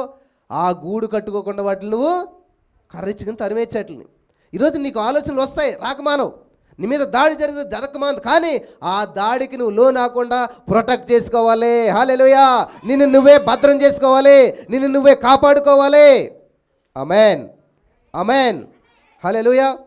చూడండి, దానియేలు గ్రంథం 1వ అధ్యాయం 8వ వచనం చూసినట్లయితే, మరి వాళ్ళు పరాయి దేశానికి బానిసలుగా షద్రకు, మేషకు, అబేద్నెగో వారు దానియేలు వీళ్ళు వెళ్ళినప్పుడు దానియేలు ఏం చేస్తున్నాడంటే, చక్కటి భోజనం, చక్కటి స్థితి, చక్కటి అవకాశం వచ్చింది. చాలామంది అవకాశం లేక తప్పు చేయలేకపోతున్నారు, కానీ కొంతమందికి అవకాశం వస్తే ఖచ్చితంగా దాంట్లో పడిపోతుంటుంటారు. ఇక్కడ చూడండి, దానియేలు గారికి వచ్చినటువంటి అవకాశం చూసినట్లయితే అక్కడ ఏమంటున్నాడు ఆయన? దానియేలు గ్రంథం 1వ అధ్యాయం 8వ వచనం చదివినట్లయితే, రాజు భుజించి భోజనమును పానము చేయు ద్రాక్షారసమును పుచ్చుకొని తనను అపవిత్రపరచుకొనకూడదని దానియేలు ఉద్దేశించి. హల్లెలూయా. ఇప్పుడు ఈ మాట చెప్తే ఎలా ఉంటుంది? పీకి తీసి పడతాడు రాజుగారు కదా. అంటే రాజుగారు తినేది అపవిత్రమా? అంతే కదా. మరి ఇక్కడ ఏమనుంది? రాజు భుజించి భోజనము పానము ద్రాక్షారసమును పుచ్చుకొని తనను అపవిత్రపరచుకొనకూడదు. రాజు తిన్న తిండిని అపవిత్రం అవుతాడంట. అంటే రాజు అపవిత్రుడు అప్పుడు, అంతే కదా అర్థముడు. ఏమా ఆహారం తిండి నేను పోతాను అన్నావు అనుకోండి, మరి అంటే ఇప్పుడు తినేవాడి పరిస్థితి ఏంటి? అక్కడ నువ్వు పోతావని అర్థం కదా. అలాగే ఇక్కడ ఏం చేశారంటే, రాజుగారు తినే ఆహారంలో ఏముంటుంది? మొత్తం అన్నీ ఉంటాయి. ఏముంటుంది అందులో? మందు కూడా ఉంటుంది, అన్నీ ఉంటాయి కదా, అన్ని రకాలు ఉంటాయి. అంటే అవి తింటే, అవి తాగితే ఎక్కడ అపవిత్రం మార్చబడతాము అని చెప్పి ఏం చేశాడు ఈయన? దాన్ని తిరస్కరించాడు. అంటే చక్కటి అవకాశం. ఎక్కడో పేదరికం నుంచి వచ్చారు, ఎక్కడో ఏదో దేశం నుంచి వచ్చారు, తినడానికి లేదు, బానిసలుగా ఉన్నారు, బంధకాల్లో ఉన్నారు, సమస్యలో ఉన్నారు. అటువంటి వాళ్ళకి వచ్చిన అవకాశాన్ని సద్వినియోగం చేసుకుంటారా, దుర్వినియోగం చేసుకుంటారా? కానీ వీళ్ళు సద్వినియోగం చేసుకోలేదు. వాళ్ళు దానియేలు అన్నాడు, నో, నన్ను నేను అపవిత్రపరుచుకోను. హల్లెలూయా, హల్లెలూయా. దాన్ని ఏమంటారు? గట్టి తీర్మానము. ఏమంటారు? Strong decision. ఏమైనా సరే నేను ఆదివారం మానను. మా అమ్మలు వచ్చినా రాకపోయినా సరే నేను వెళ్ళిపోయి చర్చికి, ఇంకా వాళ్ళతో సంబంధం లేదు నాకు. ఎందుకంటే నేను నిర్ణయం తీసుకున్నాను, నేను వెనక కట్టుబడి ఉన్నాను. మనకేం చేస్తాం, అయ్యే ముందలే ఆదివారం మిస్ అవుతే ఉంటుంది, మొబైల్లో చూసుకోవచ్చు, లేకపోతే ఎక్కడి నుంచైనా చూసుకోవచ్చు, లేకపోతే ఆ మెసేజ్ అలాగే సాయంత్రం అవుతుంది కాబట్టి వినేస్తే అయిపోతుంది. అలా కాదు. ఈ రోజున మరి చిన్నపిల్లలుగా ఉన్నటువంటి మీరు చాలామంది ఉన్నారు కాబట్టి సండే స్కూల్ పిల్లలు, ఎప్పుడైతే మంచి నిర్ణయం తీసుకుంటారో, గట్టి నిర్ణయం. ఇక్కడ దానియేలు ఎలాంటాడు? పెద్ద వ్యక్తి ఏం కాదు, 17 సంవత్సరాలు, మీ మీద ఒక 5-6 సంవత్సరాలు పెద్దోడు అనమాట. ఆయన నుంచి ఆ వయసులను ఒక గట్టి తీర్మానం తీసుకున్నాడు అనమాట. ఏమైనా సరే నేను దేవుని కొరకు నిలబడతాను, నా పరిశుద్ధత నేను కాపాడుకుంటాను. హల్లెలూయా, హల్లెలూయా. టీనేజ్ అనేటువంటిది చాలా గొప్పదన్నమాట. ఆ వయసులో మనం జీవించినటువంటి జీవితానికి గొప్ప ఫలితాన్ని మనం చూస్తాం. దానియేలు ఏం చేశాడంట? గట్టి తీర్మానం చేసుకున్నాడు. దాన్ని బట్టి ఏమైందంట? దానియేలు గ్రంథం 6వ అధ్యాయం 28వ వచనం మనం చూసినట్లయితే అక్కడ ఒక అద్భుతమైన విషయాన్ని మనం చదువుతూ ఉన్నాం. దానియేలు గ్రంథం 6వ అధ్యాయం 28వ వచనం చూసినట్లయితే, ఈ దానియేలు దర్యావేషు ప్రభుత్వ కాలమందును పారసీకుడకు కోరేసు ప్రభుత్వ కాలమందును వర్ధిల్లుచూ ఉండెను. హల్లెలూయా, హల్లెలూయా. చూడండి, దానియేలు గారంట 3 రాజుల కాలంలో వర్ధిల్తా ఉన్నాడంట. ఆయన ఏం చేశాడు? సింపుల్గాను పరిశుద్ధత కాపాడుకున్నాడు. పేతురు గారు చెప్తాడనమాట. పేతురు గారు ఒక అద్భుతమైన విషయాన్ని మనకు గుర్తు చేస్తూ ఉన్నాడు. మీరు చదువుకోండి కావాలితే. పేతురు 1:16 ఏమంటాడంటే, దేవుడు అంటున్నాడు, నేను పరిశుద్ధుని కాబట్టి మీరును పరిశుద్ధులుగా ఉండండి. నేను అదే చెప్తున్నాడు. నాయకుడు ఎప్పుడు కూడా పని చేసి చేయిస్తాడనమాట, కూర్చుని కాదు. మన దేవుడు ఎప్పుడు కూడా పరిశుద్ధత చూపించి, పాటించి, నిరూపించి మీరు కూడా పరిశుద్ధంగా ఉండండి. నేను క్షమించేలాగున మీరును క్షమించండి, నేను చేసినట్లు మీరు చేయండి అంటున్నాడు దేవుడు. నేను వెళ్తున్న ప్రకారం మీరు కూడా అక్కడికి వచ్చి నివసించేలాగున స్థలం సిద్ధపరిచి వెళ్తున్నాను అన్నాడు. కాబట్టి ఈరోజు నా ప్రియమైనటువంటి సహోదరి స్నేహితులారా, దానియేలు ఏం చేశాడంటే పరిశుద్ధతను కాపాడుకున్నాడు, ప్రొటెక్ట్ చేసుకున్నాడు. ఈరోజున మీ జీవితంలో మరి చాలామంది యవనస్తులకు ఫోన్ చేసి చెప్తున్నారు, ఎస్పెషల్లీ అమ్మాయిలు అనమాట. ఏంటంటే, అన్న ఇలాగ మా జీవితం మేము మన చేతులారా పాడు చేసుకున్నాం, ఒక వ్యక్తిని ఇష్టపడ్డాం, నమ్మాం, మోసపోయాం. కానీ నేను ఒకటే చెప్తా ఉన్నాను వాళ్ళకి, సరే ఏదేమైనా కానీ దేవుడు నిన్ను మళ్ళీ పరిశుద్ధపరుస్తాడు, దేవుడు నిన్ను మళ్ళీ బాగు చేస్తాడు, దేవుడు నీకు మళ్ళీ అవకాశం ఇస్తాడు. కానీ ఇక నుంచి చూడండి, వ్యభిచారంలో పట్టబడిన శ్రీనేశ ప్రభు దగ్గర తీసుకొస్తే ఏమన్నాడు? పాపాత్మురాలా, వ్యభిచారి అన్నాడా? అమ్మా సరే తప్పు చేసావు, మోసపోయావు, లాసిపోయావు, నష్టపోయావు, ఇదిగో మరణానికి దగ్గరగా ఉన్నావు, అయినా సరే నేను నిన్ను క్షమిస్తున్నాను. తర్వాత ఏం చేయమన్నాడు? వెళ్ళు, ఇక నువ్వు పాపం చేయకు, ఇంకెప్పుడు పాపం చేయకు, ఇంకెప్పుడు ఆ విషయాలకు వెళ్ళకు. నాకు కూడా ఒక అమ్మాయి ఫోన్ చేసి, అన్న ఇలాగ ఒక వ్యక్తి విషయంలో నేను చాలా మోసపోయినన్నా, సడన్గా హ్యాండ్ ఇచ్చేసారన్నా, ఇంకొక అమ్మాయిని పెళ్లి చేసుకుంటున్నాడన్నా. మరి ఏం చేద్దామమ్మా? ఆ అమ్మాయికంట ఎంగేజ్మెంట్ అయిపోయిందంట, ఆ అమ్మాయికంట పెళ్ళి ఆగిపోయి అదే ఎంగేజ్మెంట్ క్యాన్సిల్ అయిపోయి ఆ అబ్బాయి వచ్చి అమ్మాయిని చేసుకోవాలంట. ఇలాంటి ప్రార్థనలు నేను ఎలా చేస్తాను అసలేండి? నాకు చెప్తారు అసలే. నేను అన్నాను, అదంతా అవ్వని పనిలే అమ్మా. ఇప్పుడు నిన్ను ఇలా తిరిగిన వ్యక్తి నిన్ను వదిలిపెట్టి ఇంకొక ఆమె చేసుకుంటున్నాడంటే ఫ్రాడ్ అని తెలియట్లేదా? మోసగడని తెలియట్లేదా? అటువంటి వాడితో నువ్వు జీవితం ఎలా గడుపుతావు అసలేనే? అస్సలు లైఫ్ లాంటి ముఖం చూడకుండా చేయదేవా? అటువంటి వ్యక్తులు లేకుండా చేయదేవా? నువ్వు ప్రార్థన చేయాలి కదా. కడు మర్చిపో, దేవుళ్ళు ఉండు. సమయంతో దేవునికి ఏంటంటే అవ్వదు అన్నది. ఏంటి అవ్వదు అన్నాను. ఆ వ్యక్తిని మర్చిపోవటం నా వల్ల కాదన్నది. ఏంటంట? ఏ వ్యక్తిని? ఆ వ్యక్తిని మర్చిపోవటం నా వల్ల కాదు, చావనైనా చేస్తాను కానీ. ఇంకా మరి చచ్చిపోవటమే బెటర్ కదమ్మా, ఇదేం మంచి నిర్ణయం దానికంటేనే, ఎందుకంటే సమస్య సాల్వ్ అయిపోతుంది. Very good, all the best అన్నాను, అంతే. భలే సలహాలు ఇస్తాను తెలుసా నేను. ఇదే మంచి నిర్ణయమేమ్మా, ఎందుకంటే నువ్వు పోయావంటే ఆడు కూడా హ్యాపీగా ఉంటాడు. ఆల్రెడీ నిన్ను మర్చిపోయి కొత్త జీవితం ప్రారంభించి చాలా ముందుకు వెళ్ళిపోయారు. నువ్వే ఇంకా ఎక్కడో ఆలోచన చేస్తున్నావు కాబట్టి నీది చాలా రాంగు. అసలే రాంగ్ చేసావంటే ఇంకా రాంగ్లో నిన్ను కంటిన్యూ అవుతానంటే దేవుడు కూడా నీకేమీ సహాయం చేయలేడు. కానీ ఇప్పుడైనా సరే నువ్వు సరే జరిగిందంత తప్పని చెప్పి ఆ వ్యక్తి నన్ను మోసపోయావు కాబట్టి యేసయ్య నన్ను క్షమించని చెప్పి ఇక నుంచి నువ్వు జీవితాన్ని కాపాడుకుంటూ పరిశుద్ధంగా జీవించు, ప్రభు కొరకు జీవించు. అద్భుతమైన జీవితాన్ని దేవుడు నీకు ఇస్తాడు. హల్లెలూయా, హల్లెలూయా, హల్లెలూయా. కాబట్టి ఈ రోజున తప్పు చేయడం తప్పు కాదు, కానీ ఆ తప్పును ఒప్పుకోకపోవడం, తప్పును సరిదిద్దుకోకపోవడం తప్పు అనమాట. తప్పులు అందరూ చేస్తారు కదా. మీ పిల్లడు పడిపోయాడు అనుకోండి, ఏం చేస్తావు? చేయి పట్టుకుని లేపు మళ్ళీ నడిపిస్తావా? అంతే పడ్డాడు కదా నువ్వు తొక్కు ఎందుకు పడ్డారు అంటారు ఎవరన్నాను? అలాంటి తల్లి లేరని అనుకుంటున్నాను నేను. మాకైతే అలాగుంటుంది అనమాట. పడిమే ఇది చలి దెబ్బ మీద పులి దెబ్బ అన్నట్టు మేము ఆల్రెడీ పడితే ఎందుకు పడ్డారు అని కొట్టేవారు చిన్నప్పుడు. అంటే మళ్ళీ ఇప్పుడు పడకుండా ఉంటారండి. ఉన్నదా మీకు అటువంటి ఎక్స్పీరియన్స్? ఆ రోజులు అలాగండి. ఇప్పుడు అలా కాదు. పడిపోవటం కాదు, మాస్టర్ తిడితేనే మొత్తం తల్లిదండ్రి పేరెంట్స్ అందరూ వెళ్ళిపోతున్నారు ఎక్కడికి? స్కూల్ మీద దాడి చేయటం. ఎందుకంటే మా పిల్లోడిని అంటావా? మీరు అలాగే చదువు ఎక్కడ వస్తుంది వాళ్ళకి? ముద్దుగా పెంచితే ముద్దులో మారాడంట. ఎందుకే పిల్లలందరూ ముద్దులు ఎందుకు అవుతున్నారంటే ముద్దుగా పెంచుతున్నారు కాబట్టి. బెత్తం వాడిన వాడు అయ్యా అసలు బెత్తం అంటేనే తెలియదు చాలామందికి కదా. ఓ మాట అనరు, ఒక దెబ్బ కొట్టరు అనమాట. చాలా కష్టం. అలాగైతే ఇక్కడ చూడండి, దానిలంట ముగ్గురు రాజుల కాలంలో వర్తిల్లాడంట. నువ్వు వర్తిల్లాలి బ్రదర్, మేము డెవలప్ అవ్వాలి, మేము బాగుండాలి. ఎలాగా? పరిశుద్ధత కాపాడుకోరు, ఒక డిసిప్లిన్ ఉండదు, ఒక సిన్సియారిటీ ఉండదు. ఖచ్చితంగా నేను ఒక ప్రశ్న వేస్తాను, మీ హృదయానికి మీరు సమాధానం చెప్పుకోండి. చర్చికి మీరు ఎప్పుడు టైంకి వచ్చారు అసలని? నాకు ఆశ్చర్యం వేస్తుంది. చాలా పెద్దోళ్ళు వయసులో ఉన్నటువంటి వారు ఇక్కడ కొంతమంది 11 గంటలకు వచ్చి ఆడవాళ్ళు పరిచయం చేస్తే నాకు ఆశ్చర్యం వేస్తుంది. అసలే సిగ్గుండాలి మనకు అసలేని. మానేస్తారు మీరు అంతా కూడా. మానేసి నాకేం ప్రాబ్లం లేదు కానీ ఎందుకంటే దేవుడు నన్ను నడిపించేది కాబట్టి. ఒక డిసిప్లిన్ అలవాటు చేసుకోండి ప్రియులారా. క్రమశిక్షణ మనిషిని ఏదైనా చేస్తుంది. హల్లెలూయా, హల్లెలూయా, హల్లెలూయా. కాబట్టి డిసిప్లిన్ అంటే చాలా ప్రాముఖ్యం. స్కూల్లో మనకి ఏం నేర్పిస్తారు? లేటుగా వస్తే మాస్టర్ కొడతారు. ఎందుకంటే నువ్వంటే బాధ, నువ్వంటే కోపమా? టైంకి వచ్చిన ఎందుకు కొడతలేదు? లేటుగా వచ్చిన ఎందుకు కొడుతున్నారు? బయట ఎందుకు నుంచో పెడుతున్నారు? ఎండలు ఎందుకు నుంచో పెడుతున్నారు? గ్రౌండ్లో రౌండ్లో ఎందుకు వేయిస్తున్నారు? ఎందుకని? మళ్ళీ ఎప్పుడు ఇటు లేటుగా రాకూడదు, మళ్ళీ ఎప్పుడు తప్పు చేయకూడదు.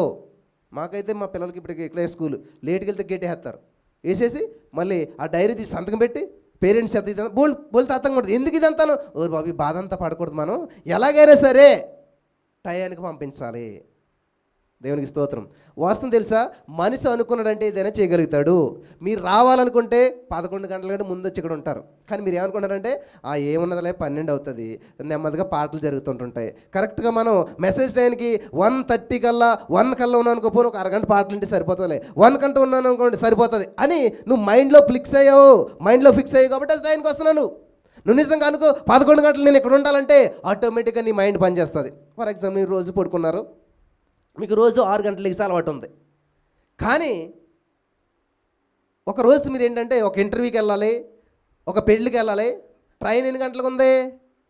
పొద్దున్న 4 గంటలకు ఉంది. మీరు ఏం చేస్తారు అప్పుడు? అసలు నిద్రవారేమో నాకు తెలిసి, ఒకవేళ నిద్రైనా టక్కన మెలకు వస్తుంది. ట్రైన్ చూస్తే 1 గంట మళ్ళీ పెట్టి పడుకుంటారు అన్నమాట. తెలియకుండా మళ్ళీ మెలకు వస్తుంది 2, సరే మళ్ళీ పడుకుంటారని మళ్ళీ చూస్తారు 3, అమ్మ ఇంకెందుకులే సరిపోతుంది టైం అని చెప్పి లేసిరేయడం. ఎందుకు అలా జరిగింది అంటే మీరు ఆల్రెడీ మైండ్లో నేను ఖచ్చితంగా అక్కడికి వెళ్ళాలి, టయానికి వెళ్ళాలి, ఈ టైంకి వెళ్ళకపోతే ట్రైన్ మిస్ అయిపోద్ది, ఈ టైంకి లేచిన ఇదంతా మీరు ఏం చేశాడు? ఆల్రెడీ ప్రిపేర్ చేసేసారు మైండ్ని. కాబట్టి దానికి అలా ఫాలో అవ్వరు. అలాగే మీరు సండే ఎందుకు ప్రిపేర్ చేసుకోవట్లేదు? వెళ్దాం, ఏమంటాడు బ్రదర్, ఏమంటా అంతే, చాలా సైలెంట్ కాబట్టి మనం ఎప్పుడు వెళ్ళినా ఏమన్నా నేనేమంటాను? నాకేం లెక్క అప్పచెప్పలేదు. మీరు ఎవరు కూడా దేవునికి లెక్క అప్పచెప్పేవారుగా మీరు ఉండాలి. దేవునికి ఇచ్చిన సమయాన్ని మీరు ఎలా సద్వినియోగం చేసుకుంటున్నారో, ఎలా కాపాడుకుంటున్నారో, మీ సమయాన్ని మీరు ఎలా కాపాడుకుంటున్నారో. హల్లెలూయా, హల్లెలూయా. పరిశుద్ధతను కాపాడుకోవాలంట. కాబట్టి పరిశుద్ధతే బలము అనేటువంటి ఒక కొటేషన్ ఈ లోకంలో ఉన్నది. నేను తొందరగా కొన్ని విషయాలు చెప్పి నేను ముగిస్తాను. తర్వాత మూడవదిగా మనం కాపాడుకోవాల్సింది నెంబర్ 1 వస్త్రాలు, నెంబర్ 2 పరిశుద్ధత, నెంబర్ 3 నాలుక. బైబిల్ గ్రంథంలో ప్రేమ గురించి ఒక అధ్యాయం ఉంది. ఎంతమందికి తెలుసు ప్రేమ గురించి? ఏంటది? 2 కొరింథీ, 1 కొరింథీ ఎన్నో అధ్యాయం? 13వ అధ్యాయం. ఏముంటుంది అక్కడ? మొత్తం అంతా ప్రేమ గురించి. అలా 4 గురించి కూడా ఒక అధ్యాయం ఉంది. చెప్పగలుగుతారు ఎవరన్నాను? యాకోబు పత్రిక 3వ అధ్యాయం అంతా కూడా ఈ 4 గురించి ఉందన్నమాట. కాబట్టి మనం 4ను ఏం చేయాలంట? కాచుకొనుడే. హల్లెలూయా. మనకి మేము చదువుకున్నప్పుడు 2 తరగతిలోనో 3 తరగతిలో ఒక కొటేషన్ ఉండేది అనమాట.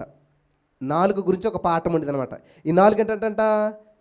పలకల నడుమ మెలికల గిలక, అంతే కదా. పైన ఒక పలక, కింద ఒక పలక, ఈ లోవర్ జా అప్పర్ జా ఉంటాయి కదా మనకి, మధ్యలో టంగ్ ఉంటుంది కదా. దాన్ని తెలుగు పుస్తకంలో అలా పెట్టారనమాట. వాస్తవానికి నరానికి 4 నరాలు ఉండవంట. అయ్యి బాబు, ఈ విషయం మనకు తెలియదు ఇంతవరకు. కదా. ఈ నాలుకకి నరలు ఎలా పడితే అలా తిరుగుతుంది, అందుకనే దానికి. సో ఈ నాలుకంట మరి ప్రపంచ ప్రఖ్యాతగాంచినటువంటి దైవ సేవకుడు జాన్ వెస్లీ గారు మీకు అందరికీ తెలుసా? ఆయనకో తమ్ముడు ఉన్నాడంట. ఆయన పేరేంటంట? చార్లెస్ వెస్లీ గారు. తెలుసు కదా, వాళ్ళ అమ్మగారు చూసి అన్న వెస్లీ గారు చాలా ప్రార్థన చేస్తే ఒక్కొక్కరికి ఒక గంట ప్రార్థన చేస్తే తెల్లవారిపోయింది అంత తెలుసు కదా. అంత ప్రార్థన చేసిన కాబట్టి వాళ్ళందరూ గొప్పళ్ళు అయిపోయారు, తెలుసా? జాన్ వెస్లీ గారు తమ్ముడే చార్లెస్ వెస్లీ గారు అనమాట. ఈ చార్లెస్ వెస్లీ గారు అంట ప్రసంగం చెప్తుంటే వేల మంది మార్పు పొందేసేసి రక్షణ పొందేసి చాలా అద్భుతంగా వాడబడుతున్నాడు. ఆయన చాలా అద్భుతమైన ప్రసంగం చేస్తున్నాడంట. ఇలాగే నాకులాగా ఒక అద్భుతమైన ప్రసంగం చేస్తుంటే ఈ యొక్క దేవుని సందులో కూర్చున్నటువంటి ఒక ఆవిడ వచ్చిందంట, వృద్ధురాలు వచ్చిందంట, అంటే మిడిల్ ఏజ్ ఆవిడ వచ్చిందంట. వచ్చి చార్లెస్ వెస్లీ గారు, మీ యొక్క వర్తమానం చాలా అద్భుతంగా ఉంది, మీ ప్రసంగం చాలా అద్భుతంగా ఉంది, కానీ మీరు వేసుకున్నారే ఆ నెక్ టై, ఆ టై ఉన్నది కదా, అది చాలా పొడి ఉంది. మీరు మాట్లాడుతుంది అది ముందుకి వెనక్కి ఊగుతూ ఉన్నది. కొంచెం ఇరిటేషన్ అనిపిస్తుంది నాకు. మీరు చెప్పే వాకింగ్ సూపర్గా ఉంది, కానీ టై మాత్రం ఊగుతూ ఉంది అని చెప్పి అన్నదంట. ఏం చేయలేప్పుడు ఏం చేస్తుంటాడంటారు ఆయన? చెప్పండి, మీ ఆలోచన చెప్పండి. రకరకాల ఆలోచనలు ఉంటాయి కదా మీకు. ఏం చేస్తుంటారు? తీసేడా? చార్లెస్ గారు ఏం చేశారంటే, చార్లెస్ వెస్లీ గారు వెంటనే కత్తిరి తెమ్మన్నాడంట. కత్తిరి తెమ్మంటే తెస్తే ఆ మాట అన్నట్టు అందరు ఎదుర్కొంటానే ఆ టైన్ ఏం చేశారంట, కట్ చేసేసారంట. కట్ చేసి అదే చేతిలో కత్తిరి పెట్టుకుని, అమ్మా ఇలా రా, నీ నాలుగు కూడా చాలా పొడవుగా ఉంది కాబట్టి ఏం చేయాలంట, కొంచెం బయటికి తీస్తే బాగుంటుంది అన్నాడంట ఆయన. హల్లెలూయా. ఎందుకంటే విమర్శిస్తూ ఉన్నావు కదా, నువ్వు లోపాలు వెతుకుతూ ఉన్నావు కదా, అసలు మనం వచ్చింది ఎందుకని, ఏమింటానికి వచ్చాం, ఏం చుట్టానికి వచ్చాం అని చెప్పి ఆయన చాలా అద్భుతంగా అక్కడ సమాధానం ఇవ్వడం జరిగిందంట. హల్లెలూయా, హల్లెలూయా. కాబట్టి మనం ఏం చేయాలంట, మన నాలుకను భద్రంగా కాపాడుకోవాలి. నాలుకను భద్రంగా కాపాడుకోవాలంటే ఈ నాలుకను బయటికి లేక దానికి రబ్బర్ బ్యాండ్ వేయమని కాదు అక్కడ అర్థం, లేకపోతే నాలుగులా పట్టుకుని ఉండమని కదా అర్థం. ఏంటి చేయాలంట, మనం మాట్లాడే మాటనే కంట్రోల్ చేసుకోవాలి. జీవమరణాలు ఎంత భయంకరమైనటువంటిది తెలిసింది. ఈ నాలుగు ఒక భూప్రపంచం, ఇక్కడ అగ్నిపర్వతం అని చాలా రాయబడి ఉంటే మీరు చదువుకోండి ఇంటికి వెళ్ళి, యాకోబు పత్రిక అంతా కూడాను. ఇక్కడ మీరు చూసినట్లయితే నా ప్రియమైనటువంటి సహోదరి స్నేహితులరా, ఈ నాలుగును గురించినటువంటి విషయాలు మనం ధ్యానించినప్పుడు చాలా ఆశ్చర్యం అనిపించింది నాకైతే. కాబట్టి దాన్ని చాలా జాగ్రత్తగా కాపాడుకు. నెంబర్ 1 వస్త్రాలు మంచిగా. అందుకని నేను చెప్తున్నాను, మీరు వారానికి ఒకసారి కదా మీకున్న బెస్ట్ బట్టలు ఏవో చూసుకుని మంచిగా ఐరన్ చేసుకుని నీట్గా వేసుకుని కొంచెం దానికి ఏదో సెంటు ఏదైనా రాసుకుని, ఎందుకంటే పక్కన కూర్చున్న వాళ్ళు సెవెంటకం పట్టకూడదు కదా. నీట్గా ఉన్నారనుకో, అమ్మ ఈవిడ పక్కనే కూర్చుంది చాలా బాగుంది అనిపిస్తుంది. అంతేగా నేను పక్కన కూర్చున్నప్పుడు ఏ చెమటకంపో ఏదో వచ్చిందనుకో, బాబు అస్సలు మళ్ళీ ఈవిడ పొరపాటుని ఎక్కడ చూసి ఎక్కడ అస్సలు ఈవిడ పక్కన కూర్చోకూడదు అనుకోకూడదు అనమాట. హల్లెలూయా, హల్లెలూయా. ఉన్నంతలో బెస్ట్గా రండి, మంచిగా రండి, అందంగా రండి, ఆకర్షణీయంగా రండి. పక్కోళ్ళకి ఆకర్షణీయం కాదు, దేవునికి ఆకర్షణీయంగా ఉండండి, సంతోషంగా ఉండండి, హ్యాపీగా ఉండండి. అంతేగాని ఏదో కూలిపోయినట్టుగా రాకుండా, ఇప్పుడు ఒకవేళ వచ్చినా కానీ సమస్తం పొందుకున్నట్టుగా తిరిగి వెళ్ళాలి, మీరు సంతోషంగా తిరిగి వెళ్ళాలి. హల్లెలూయా, హల్లెలూయా, హల్లెలూయా. నెక్స్ట్ 4వదిగా మనం చూసినట్లయితే సామెతల గ్రంథం 8వ అధ్యాయం 32వ వచనం మనం చూసినట్లయితే అక్కడ దేవుని వాక్యం సెలవిస్తుందంటే, సామెతలు 8:32లో ఉన్న మాటను మనం చదువుకొని ముందుకెళ్దాం. కావున పిల్లలారా నా మాట ఆలకించుడి, నా మార్గములను అనుసరించువారు ధన్యులు. ఆమేన్. మార్గములు అనుసరించడం అంటే ఏంటి? యేసుక్రీస్తు ప్రభువారి గురించి బాగా అనుసరించిన పౌలు గారు ఏమంటున్నాడు, నేను క్రీస్తుని పోలి నడుచుకొని చిన్న ప్రకారం మీరు నన్ను పోలి నడుచుకోండి. హల్లెలూయా. కాబట్టి ఇక్కడ మార్గాన్ని కాపాడుకోవటం అంటే ఏంటంటే, దేవుడు మనకు ఒక మార్గాన్ని చూపించాడు, దేవుడే మార్గమై ఉన్నాడు, యేసు నేనే మార్గము సత్యము జీవమై ఉన్నాను అని చెప్పి దేవుని యొక్క వాక్యం మనకు సెలవిస్తుంది. ఇక్కడ యాకోబు చూసినట్లయితే ప్రియులరా, మనకి ఆయన కలగన్నాడంట. ఆ కల్లో ఏంటంటే ఒక నుంచిన ఆకాశం నుంచి భూమికి వేయబట్టం చూశాడంట ఆయన. ఆ కళలో దేవదూతలు ఎక్కుతూ దిగుతూ ఉన్నారంట. ఏంటి అనుంచిన చెప్పాలి, ఏంటి అనుంచిన? పరలోకానికి భూలోక రాజ్యానికి వేయబడి నుంచిన ఏంటంట? యేసు ప్రభువారే. యేసే చెప్తున్నాడు కదా, పరలోక రాజ్యానికి నేనే మార్గము, నా ద్వారా తప్ప ఎవడు కూడా పరలోక రాజ్యానికి వెళ్ళడు అని చెప్పి దేవుని వాక్యం మనకి స్పష్టంగా తెలియజేస్తూ ఉంది. హల్లెలూయా, హల్లెలూయా. కీర్తన గ్రంథం 1వ వచనంలో చూసినట్లయితే అక్కడ ఏమన్నది? దుష్టులు ఆలోచన చెప్పున నడవక. అంటే పాపుల మార్గం ఏది, ఏ మార్గం గుండా నువ్వు వెళ్ళాలి, ఏ మార్గం గుండా వెళ్ళకూడదు, ఎవరితో సహవాసం చేయాలి, ఎవరితో సహవాసం చేయకూడదు, ఎవరితో మాట్లాడాలి, ఎవరితో మాట్లాడకూడదు, ఎవరి దగ్గర కూర్చోవాలి, ఎవరి దగ్గర కూర్చోకూడదు, అదంతా ఉంది కదా. నిలువక అపహాసకులు కూర్చుండగా యెహోవా ధర్మశాస్త్రమందు ఆనందించు దేవరాత్రము దాన్ని ధ్యానించువాడు ధన్యుడు. హల్లెలూయా, హల్లెలూయా. ధ్యానించువాడు ధన్యుడంట. మరి ఏ మార్గం గుండా వెళ్తున్నాను ఇప్పుడు? చూడండి, ఎప్పుడైనా దేవుని సన్నిధికి వెళ్తారంటే, దేవుని మీటింగ్కి వెళ్తారంటే, లేకపోతే ఆదివారం ఆరాధనకి వెళ్తారంటే వాళ్ళతో కలిసి మీరు వెళ్ళగలుగుతున్నారా? ఆ మార్గంలో మీరు వెళ్ళగలుగుతున్నారా? వెళ్ళిన తర్వాత ఆల్ నైట్ ఇప్పుడు 8:30 అంటారా? వామ్మోయ్, కనీసం ఉద్యోగంలో కూడా ఉండదు. 8 గంటలకు పంపిస్తారు ఉద్యోగం అయితే. 8:30 9 గంటలు కూర్చోవాలి అక్కడ, ఎలాగవుతుంది? అందుకే నేను ఇప్పుడు 12 hour నాన్ స్టాప్ ప్రైజింగ్ అని పెడతానమాట. ఖచ్చితంగా ఉండాలి, మనం డెడికేట్ చేసుకోవాలి. ఈ రోజున ఈ చిన్న చిన్న విషయాల్లో నమ్మకంగా లేనటువంటి నీవు, 3 గంటల చర్చలో కూర్చోలేనటువంటి నీవు నిరంతరం దేవుని స్తుతించాలంట. వంట వండుకోవడం, తింటాం, అక్కడ ఏముండదు పని అంతా కూడా. కేవలం దేవుని స్తుతించడం మాత్రమే, దేవుని మహింపరచడం మాత్రమే. హల్లెలూయా, హల్లెలూయా. ఓపిక చేదుగా ఉంటుందంట, కానీ దానివల్ల వచ్చే ఫలితం మాత్రం చాలా మధురంగా తీయగా ఉంటుందంట. ఈరోజున ఎవరైతే ఓపిక పడతారో చూడండి, చదువుకునేటప్పుడు చూడండి, హోంవర్క్లు, రికార్డులు, అవి ఇవి ఎంత ఉంటుంది. మా పిల్లలు చిన్నపిల్లలు అయినా కానీ వాళ్ళకి ఇంత హోంవర్క్ ఉంటుంది. ఒక్కోసారి మా ఆవిడకి 11 12 అయిపోతుంది అనమాట. కానీ ఈ రోజున కష్టపడి చదువుకున్న రేపో రోజున ఉద్యోగం వచ్చిందనుకోండి, వాళ్ళకి ఎలా ఉంటుంది? ఉన్నతమైన స్థితిలో ఉన్నారని ఎలా ఉంటుంది? ఏదైనా కమ్యూనికేట్ చేయాలని, ఏదైనా చేయాలన్న వాళ్ళకి ఎలా ఉంటుంది? ఈజీగా ఉంటుంది. ఎందుకని? ఇప్పుడు కష్టపడుతున్నారు, చదువుకుంటున్నారు కాబట్టి. అలాగే ఈరోజు నా ప్రియమైనటువంటి సహోదరి స్నేహితులారా, మీ జీవితంలో కూడా మీ మార్గాన్ని కాపాడుకోండి. యోహాను సువార్త 8వ అధ్యాయం 12వ వచనం మనం చదివినట్లయితే అక్కడ దేవుని వాక్యం సెలవిస్తుంది ఏంటంటే, యోహాను సువార్త 8:12లో, నేను లోకమునకు వెలుగును, నన్ను వెంబడించేవాడు చీకటిలో నడువక జీవపు వెలుగు కలిగి ఉండునని వారితో చెప్పాను. హల్లెలూయా. ఈరోజున యేసయ్య ఏమన్నాడంటే వెలుగు. యేసయ్యతో నడిచేవాళ్ళు, యేసయ్యను అనుసరించే వాళ్ళు వెలుగులో నడుస్తారు. హల్లెలూయా, హల్లెలూయా. వెలుగులో నడుస్తారు. వెలుగులో నడిచేవాడికి భయం ఉంటుందా? చూడండి, పగలు వచ్చేవాళ్ళకి భయం ఉంటుందా? అదే రాత్రి అయితే చీకటి, ఎక్కడికి వెళ్తున్నావో ఏం చేస్తున్నావో తెలియదు కాబట్టి కొంచెం భయపడుతూ ఉంటుంటాం. అదే దేవుడు చెప్తున్నాడు ఏమని? చీకటిలో నడవక జీవపు వెలుగు కలిగి ఉండుడని వారితో చెప్పాను. హల్లెలూయా. యెషయా గ్రంథం 55వ అధ్యాయం 9వ వచనం మనం చదివినట్లయితే అక్కడ దేవుని వాక్యం సెలవిస్తుంది ఏంటంటే, యెషయా గ్రంథం 55:9లో, ఆకాశములు భూమికి పైన ఎంత ఎత్తుగా ఉన్నావో మీ మార్గముల కంటే నా మార్గములు, మీ తలంపుల కంటే నా తలంపులు ఎత్తుగా ఉన్నాయి. హల్లెలూయా. సో నీ మార్గంలో, నీ ఆలోచనలో, నీ నిర్ణయంలో, ఇప్పుడు చాలామంది అప్పు తీర్చాలంటే మొట్టమొదటి వచ్చే ఆలోచన ఏంటి? ఈ అప్పు తీర్చడానికి అక్కడ అప్పు చేస్తారు. అది నీ ఆలోచన. దేవుడు ఏం చేస్తాడంటే, మరి నీ అప్పు ఎలా తీర్చాలి అని అంటే, ఎలా తీర్చాలి? నువ్వు ప్రార్థించు, మోకరించు, దేవుడి సందులో కలిపెట్టు. ఎలా జరుగుతుందంటే దేవుడు సర్వసమృద్ధినిస్తాడు ఊహించని రీతిలో. మీరు చూస్తూ ఉన్నారు, ఇప్పుడు ఈ పుస్తకాలు ఎవరోనంట 100 పుస్తకాలు తీసుకొచ్చి పంచిపెడితే ఎవరో పిలిచి డబ్బులు ఇచ్చారంట. నమ్ముతారు మీరు? అలాంటి ఎలా జరుగుతాయండి, ఎక్కడ జరుగుతాయి అనుకుంటారు.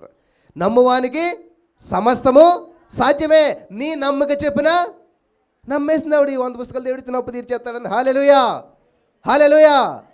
జరిగిందనమాట. నువ్వు నమ్మితే దేవుడు అదే అంటున్నాడు. ఆ యొక్క లాజరు చనిపోయినప్పుడు వచ్చేమంటున్నాడు, అమ్మా నమ్ము, నువ్వు నమ్మినట్లయితే దేవుని మహిమను చూస్తావు. హల్లెలూయా. ఈరోజు నీ మాటలు వింటున్న ప్రియమైనటువంటి సహోదరి స్నేహితులారా, మీరు ఖచ్చితంగా నమ్మినట్లయితే మరి మీ మార్గాలు కూడా ఎలా ఉంటాయని చెప్తున్నాడు దేవుడు. జీవ మార్గాలు, మంచి మార్గాలు, ఉన్నతమైన మార్గాలు, ఎత్తైన మార్గాలు, గొప్ప మార్గాలు. హల్లెలూయా. చూడండి, మీ తల్లిదండ్రులు, మీ తాతలు బాగా సంపాదించారనుకోండి, మంచి దారి వేసిపోయాడు ఆయన, మంచి కార్పెట్ వేసిపోయాడు కాబట్టి వాళ్ళకి ఏ సమస్య తెలియట్లేదు, ఏ ఇబ్బంది తెలియట్లేదు అని ఎందుకని అంటారు? అలాగే మన తండ్రి, మన దేవుడు, మన యేసయ్య మనందరికీ ఒక చక్కటి మార్గాన్ని వేసేసాడు. జీవ మార్గం, వెలుగు మార్గం, సత్య మార్గం. అందులో నడిచినట్లయితే సర్వసమృద్ధి మనకు ఉంటుంది. హల్లెలూయా. ఇంకొకటి మనకి మొదట చదువుకున్నాం కదా, సామెతలు 4:23లో, అన్నిటికంటే ముఖ్యంగా ఏం చేయాలంట? నీ హృదయాన్ని కాపాడుకోవాలి. ఎందుకంటే సమరస్థితితో మాట్లాడుతూ దేవుడు ఏమంటాడంటే, హృదయంలో నుంచి జీవజల నదులు ప్రవహిస్తాయంట. ఏమిటి జీవజల నదులు అంటే? ఒక మాటే మనిషిని జీవిస్తే నీ హృదయం నుంచి ఆ జీవజలం ప్రవహించినట్లయితే అనేక మందికి ఆశీర్వాదకరంగా ఉంటుంది. నీ మాటలో జీవం ఉండాలి. ఏంటంటే జీవ మరణాలు నాలుక వశం. కాబట్టి నువ్వు ఏం పలుకుతూ ఉన్నావు? చాలామంది వచ్చి అంటారు, అన్న మా పక్కింటాడు శపిస్తుంది, మరి ఏంటంటారు మా పరిస్థితి, అందుకనే మేము ఇలాగ అనగారిపోతున్నామో అంటుంటారు. హేతు లేని శాపము తగలదు. వింటున్నారా? హేతు లేని శాపం అంటే హేతు ఉంటే తగిలితే శాపం తగలదని నేను చెప్పట్లేదు, అర్థమవుతుంది అక్కడ. శాపం తగలదంటలేదు, కానీ హేతు లేని శాపం తగలదు. నువ్వు ఏ తప్పు చేయలేదు, నీకు ఏ సంబంధం లేదు, కానీ వాళ్ళని శపించారనుకో, అప్పుడు అది నీకేమాత్రం హాని చేయదు. అలాగే గలతీ 3:13 ప్రకారం ధర్మశాస్త్ర సంబంధమైన ప్రతి శాపం నుంచి మన యేసయ్య విమోచించేశాడు. యేసుక్రీస్తు ప్రభువును నమ్మి బాప్తిసం పొందిన వారి మీద ఏ శాపము లేదు, ఏ పాపము లేదు, ఏ లోపము లేదు, ఏ దోషము లేదు. హల్లెలూయా. కాబట్టి నీ హృదయాన్ని భద్రంగా కాపాడుకోవాలంటండి. ఇర్మియా గ్రంథం 17వ అధ్యాయం 9వ వచనం మనం చదివినట్లయితే అక్కడ దేవుని వాక్యం సెలవిస్తుందంటే, ఇర్మియా గ్రంథం 17వ అధ్యాయం 9వ వచనం మనం చదివినట్లయితే దేవుని వాక్యం సెలవిస్తుందంటే అక్కడ చదువుతున్నాను, జాగ్రత్తగా వినండి. హృదయం అన్నిటికంటే మోసకరమైనది, అది ఘోరమైన వ్యాధి కలది, దాన్ని గ్రహించగలిగిన వాడెవడు? చూసారా, దాన్ని ఎవడు గ్రహిస్తాడు? అటువంటి హృదయాన్ని దేవుడు ఏమంటున్నాడు తెలుసా? నా కుమారుడా, నీ హృదయం నాకు ఇచ్చేసే. ఎటువంటిదైనా ఏం చేస్తాడంటే దేవుడు ఒకే వచనంలో 2 హృదయాల గురించి దేవుడు రాయించి పెట్టాడు. చదువుదామా మాట కూడా? ఒకే వచనంలో 2 హృదయాల గురించి రాయించి పెట్టాడు. హెబ్రీ పత్రిక 3వ అధ్యాయం 12వ వచనం చదివినట్లయితే అక్కడ హెబ్రీ పత్రిక 3వ అధ్యాయం 12వ వచనంలో ఏమని రాయబడిందంటే, సహోదరులారా, జీవము కలిగిన దేవుని విడిచిపోవునట్టి విశ్వాసము లేని దుష్ట హృదయం మీలో ఎవరమైంది ఉండునేమో అని జాగ్రత్తగా చూసుకోవాలి. ఏం చేయాలంటండి? జాగ్రత్తగా చూసుకోవాలి. మనకి ఇంకొక వచనంలో మనం చదివినట్లయితే 2 హృదయాలు కనిపిస్తూ ఉంటుంటే అక్కడ ఏంటంట, మాంసపు హృదయము, రాతి హృదయం. ఈ 2 హృదయాలు ఉన్నప్పుడు దేవుడు ఏం చేస్తాడంట?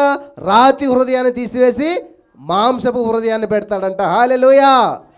అందుకే దేవుడు అంటున్నాడు, హృదయం అన్నిటికంటే ఘోరమైన వ్యాధి కలిగింది, అది రాతి హృదయం. మన దగ్గరకు వచ్చేసేయండి, ప్రయాసపడి భారం మోసుకుని సమస్యలను ఎదుగురొచ్చినట్లయితే నేనేం చేస్తాను? మీకు విశ్రాంతినిస్తాను. మీ రాతి హృదయాన్ని తీసేస్తాను, మీ పాత హృదయాన్ని తీసేస్తాను, మీ రోత హృదయాన్ని తీసేస్తాను, మీ యొక్క మరి భయంకరమైన వ్యాధి కలిగిన హృదయాన్ని తీసేస్తాను. హార్ట్ ట్రాన్స్ప్లాంటేషన్ ఏ కుట్లు లేకుండా, ఏ ఆపరేషన్ లేకుండా చేసేటువంటి దేవుడు మనకున్నాడు. హల్లెలూయా. కెనెత్ హేగన్ గారు అని మీకు అందరికి తెలిసే ఉంటుంది. వాళ్ళ వైఫ్కి 75 ఇయర్స్ వచ్చేసాయంట. హాస్పిటల్కి తీసుకెళ్తే ఆ యొక్క హార్ట్ ఏమైందంటే పాడైపోయిందంట. పోనీ తీసి కొత్తది పెట్టేద్దారు, ఆపరేషన్ చేద్దారంటే ఆపరేషన్ చేస్తే ఈవిడ తట్టుకునే సామర్థ్యం ఈవిడికి లేదంట. చూసారు ఎలాగుంది? ముట్టుకొట్టకలేదు. లోపల చూస్తే సమస్యను సాల్వ్ చేద్దారంటే శరీరం సహకరించట్లేదు. ఇటువంటి పరిస్థితులు ఏం చేయాలో తెలియక, అయ్యగారు ఏమనుకోకండి, తీసుకుపోండి ఈవిడ్ని, ఆపరేషన్ చేస్తే ఆ రోజే చచ్చిపోతుంది, ఏమి చేయకుండా కొన్నాళ్ళని బతుకుతుందంటే ఆయన హాస్పిటల్ నుంచి తీసుకుని వచ్చేసారంట. తీసుకుని వచ్చేసి ఈయనకు ఒక ఐడియా వచ్చిందంట. ఒక ఆలోచన ఏంటంట, బైబిల్లో ఉన్నటువంటి స్వస్థత గురించిన వాక్యాలన్నీ కలిపి ఒకటి చోట రాసి చదువుతుందా? చదవలేదు, ఓపిక లేదు కదా. అవన్నీ కలిపి ఒక క్యాసెట్లు ఇలా తిరిగి క్యాసెట్లు అందులో రికార్డ్ చేశాంట. ఇదే విని పొద్దుట మధ్యాహ్నం సాయంత్రం డాక్టర్ చెప్తారు కదా మెడిసిన్ లాగాను, ఓడి థెరపీ, ఫిజియోథెరపీ తెలుసు మనకి, అన్ని తెలుసు, కానీ ఓడి థెరపీ తెలియదు మనకి. ప్రతి వారు ఓడి థెరపీ తెలియదు. ఓడి థెరపీ అంటే ఏంటి? వాక్యాన్ని పదే పదే పదే పదే పదే పదే వినాలన్నమాట. ఈవిడ ఏం చేస్తుంది? 70 సంవత్సరాలు ఈవిడ మొత్తం పొద్దుట మధ్యాహ్నం సాయంత్రం ఎన్నిసార్లు వినగలుగుతా అన్నిసార్లు ఏం చేస్తుందంట, ఇదే ఆయన పొందిన గాయాల ద్వారా స్వస్థత పొందాను నేను, యేసయ్య, ఇదంతా వాక్యాలన్నీ వింటా ఉన్నదంట. ఒకరోజు భార్యాభర్తలు కలిసి ఆ యొక్క దేవుని యొక్క వాక్యాన్ని టీవీలో వింటూ ఉన్నారంట. అలా వింటూ ఉండగానే నమ్మిన వారు స్వతంత్రించుందరు కాక ఆమేన్. కొంతమంది ఏంటిది అంటారు చెప్తుంటే. అలా వింటుండగా ఏమైందంట, ఆ టీవీలోంచి ఒక హస్తం ఇలా వచ్చిందంట. హల్లెలూయా. ఒక హస్తం ఇలా వచ్చి ఆ యొక్క హృదయాన్ని తీయటం, కొత్త హృదయాన్ని పెట్టడం విత్ ఇన్ ఫ్రాక్షన్ ఆఫ్ సెకండ్స్లో జరిగిపోయిందంట. హల్లెలూయా, హల్లెలూయా. నమ్ముట నీ వలనైతే నమ్మువానికి సమస్తము సాధ్యమే. నెక్స్ట్ మళ్ళీ కొన్ని రోజులకి హాస్పిటల్కి వెళ్ళి చెకప్ చేస్తే చిన్న పిల్లలకి ఎంత స్వచ్ఛమైన హార్ట్ ఉంటుందో అటువంటి న్యూ హార్ట్ ఆమెకి ఆ స్కాన్లో తేలిందంట. హల్లెలూయా, హల్లెలూయా. ఎక్కడో జరిగింది కాదు, మనకంటే కొంచెం ముందు జీవించిన వ్యక్తుల జీవితంలో జరిగినటువంటి సంఘటన ఇది. మరి మనకెందుకు జరగట్లేదు అలాగా అంటే, మనం అంతగా దేవుని మీద ఆధారపడతలేదు, అంతగా దేవుని వైపు చూడలేదు. నిజంగా దేవుని మీద ఆధారపడినప్పుడు ఏమవుతుందంటే, నువ్వేం చేసినా సరే దేవుడు నీకు సక్సెస్ చేస్తాడు. హల్లెలూయా, హల్లెలూయా. అలాగే ఐక్యతను కాపాడుకోవాలి. ఎఫెసీ పత్రిక 4:1 130 కీర్తన 1 సహోదరుల ఐక్యత కలిగి ఎంత నివసించట ఎంత మేలు మనోహరం అని చెప్పి దేవుని వాక్యం సెలవిస్తుంది. కాబట్టి దేవుడు భార్యాభర్తలను ఐక్యపరిచాడు, కుటుంబాన్ని ఐక్యపరిచాడు. ఏ సమస్యలు రాకూడదు. చాలామంది పెళ్ళైన కొత్తలు ఏం చేస్తారు తెలుసా? ఏం చేస్తారు? ఈ విషయం ఒకవేళ మరి ఇంకా వివాహం కావాలంటే వారు చాలా గుర్తుపెట్టుకోవాలన్నమాట. చాలామంది ఏం చేస్తారంటే పాత జీవితము పాప జీవితాన్ని పంచుకుంటారనమాట. ఇదిగో నేను వివాహం అయ్యకముందు ఏం చేసి తెలుసా, ఫలానా ఆవుని ప్రేమించాను, ఫలానా ఆవుని ఇలా చేశాను, లేకపోతే ఈ తప్పు చేశాను, ఈ విషయాలన్నీ చెప్తారనమాట. అంటే ఏంటి, ఏదో మంచి కోసం అన్నట్టు చెప్తారనమాట. చాలా మూవీస్ చూస్తుంటారు, మీకు అర్థం అంటే అనమాట. ఆయన ఏం చేస్తాడు, వచ్చి ఇదిగో నేను ఇలా చేశానని చెప్తాను. ఇంతకేం చేయడాడు అంటే ఒకవేళ ఈవిడ ఏమైనా చెప్తే చెప్పేస్తుందని చెప్పి వాడు నాటకం ఆడతాడనమాట. ఈవిడేం చేస్తుంది, అయ్యి బాబు ఏం చెప్పేసాడు, మనం చెప్పబోతే బాగుందని చెప్పి ఈవిడ చెప్పేస్తుంది. అంతటా ఏం చేస్తాడు, చంపేస్తాడు. వచ్చేసింటారు కదా, చాలా సినిమాలు చూసే ఉంటారు మీరు అందరు కూడా. సినిమాలన్నీ ఏముంటాయన్నమాట. అలాగే ఇక్కడ ఏం చేస్తారు చాలామంది, నీ పాత జీవితాన్ని పాప జీవితాన్ని నువ్వు తప్పు చేసిన దాన్ని దయచేసి నువ్వు పంచుకోవద్దు. అదేంటి బ్రదర్, అతిక్రమలు దాచిపెట్టేవాడు వర్ధిల్లడు, వాటిని ఒప్పుకొని విడిచిపెట్టేవాడు కనికరం పొందుతాడు కదా. మీ ఆయన కనికరించడు నిన్ను, అక్కడ కత్తి చూపించాడో లేపెత్తాడో అక్కడ కనికరాలు పనిచేయవన్నమాట. మరి ఎక్కడ దేవుని సన్నిధిలో నువ్వు ఒప్పుకోవాలి, దేవుని సన్నిధిలో నువ్వు కప్పుకోవద్దు. హల్లెలూయా. ఎందుకంటే ఆయన తండ్రి, ఆయన ఏం చేస్తాడు, విమోచిస్తాడు, విడిపిస్తాడు. అంతేగాని ఇప్పుడు నువ్వేదో చేసావు తెలుసో తెలియక అది పట్టుకెళ్ళి మీ ఆయన గారితో చెప్పావనుకో, అక్కడితో అంతా కూడా ముగింపు పలుకుతారన్నమాట. శుభం కార్డు పడుతుంది అక్కడితోటి. చాలా జీవితాలు అలాగే అయిపోయాయి అన్నమాట. కాబట్టి ఇక్కడ మనం ఏం చేయాలంటే తెలివి కలిగిన వారుగా ఉండాలి. దేవుడు ఏమంటున్నాడు, నీ పాపాలు నీ దోషాలు తూర్పుకి పడమటికి ఎంత దూరమో అంత దూరం చేసేసాను, నేను వాటిని జ్ఞాపకం చేసుకోను. ఎవరో వచ్చి అంటారంట, హే దావీదేం చేయడు తెలుసా, నేను ఎప్పుడో మర్చిపోయాను అన్నాడు దేవుడు. బెస్తిబా విషయంలో తప్పు చేశాడు కదా, ఎస్ ఒప్పుకున్నాడు, క్షమించాను, విడిచిపెట్టేహాను, నా హృదయానుసారుడైన మనిషి దావీదు. హల్లెలూయా, హల్లెలూయా.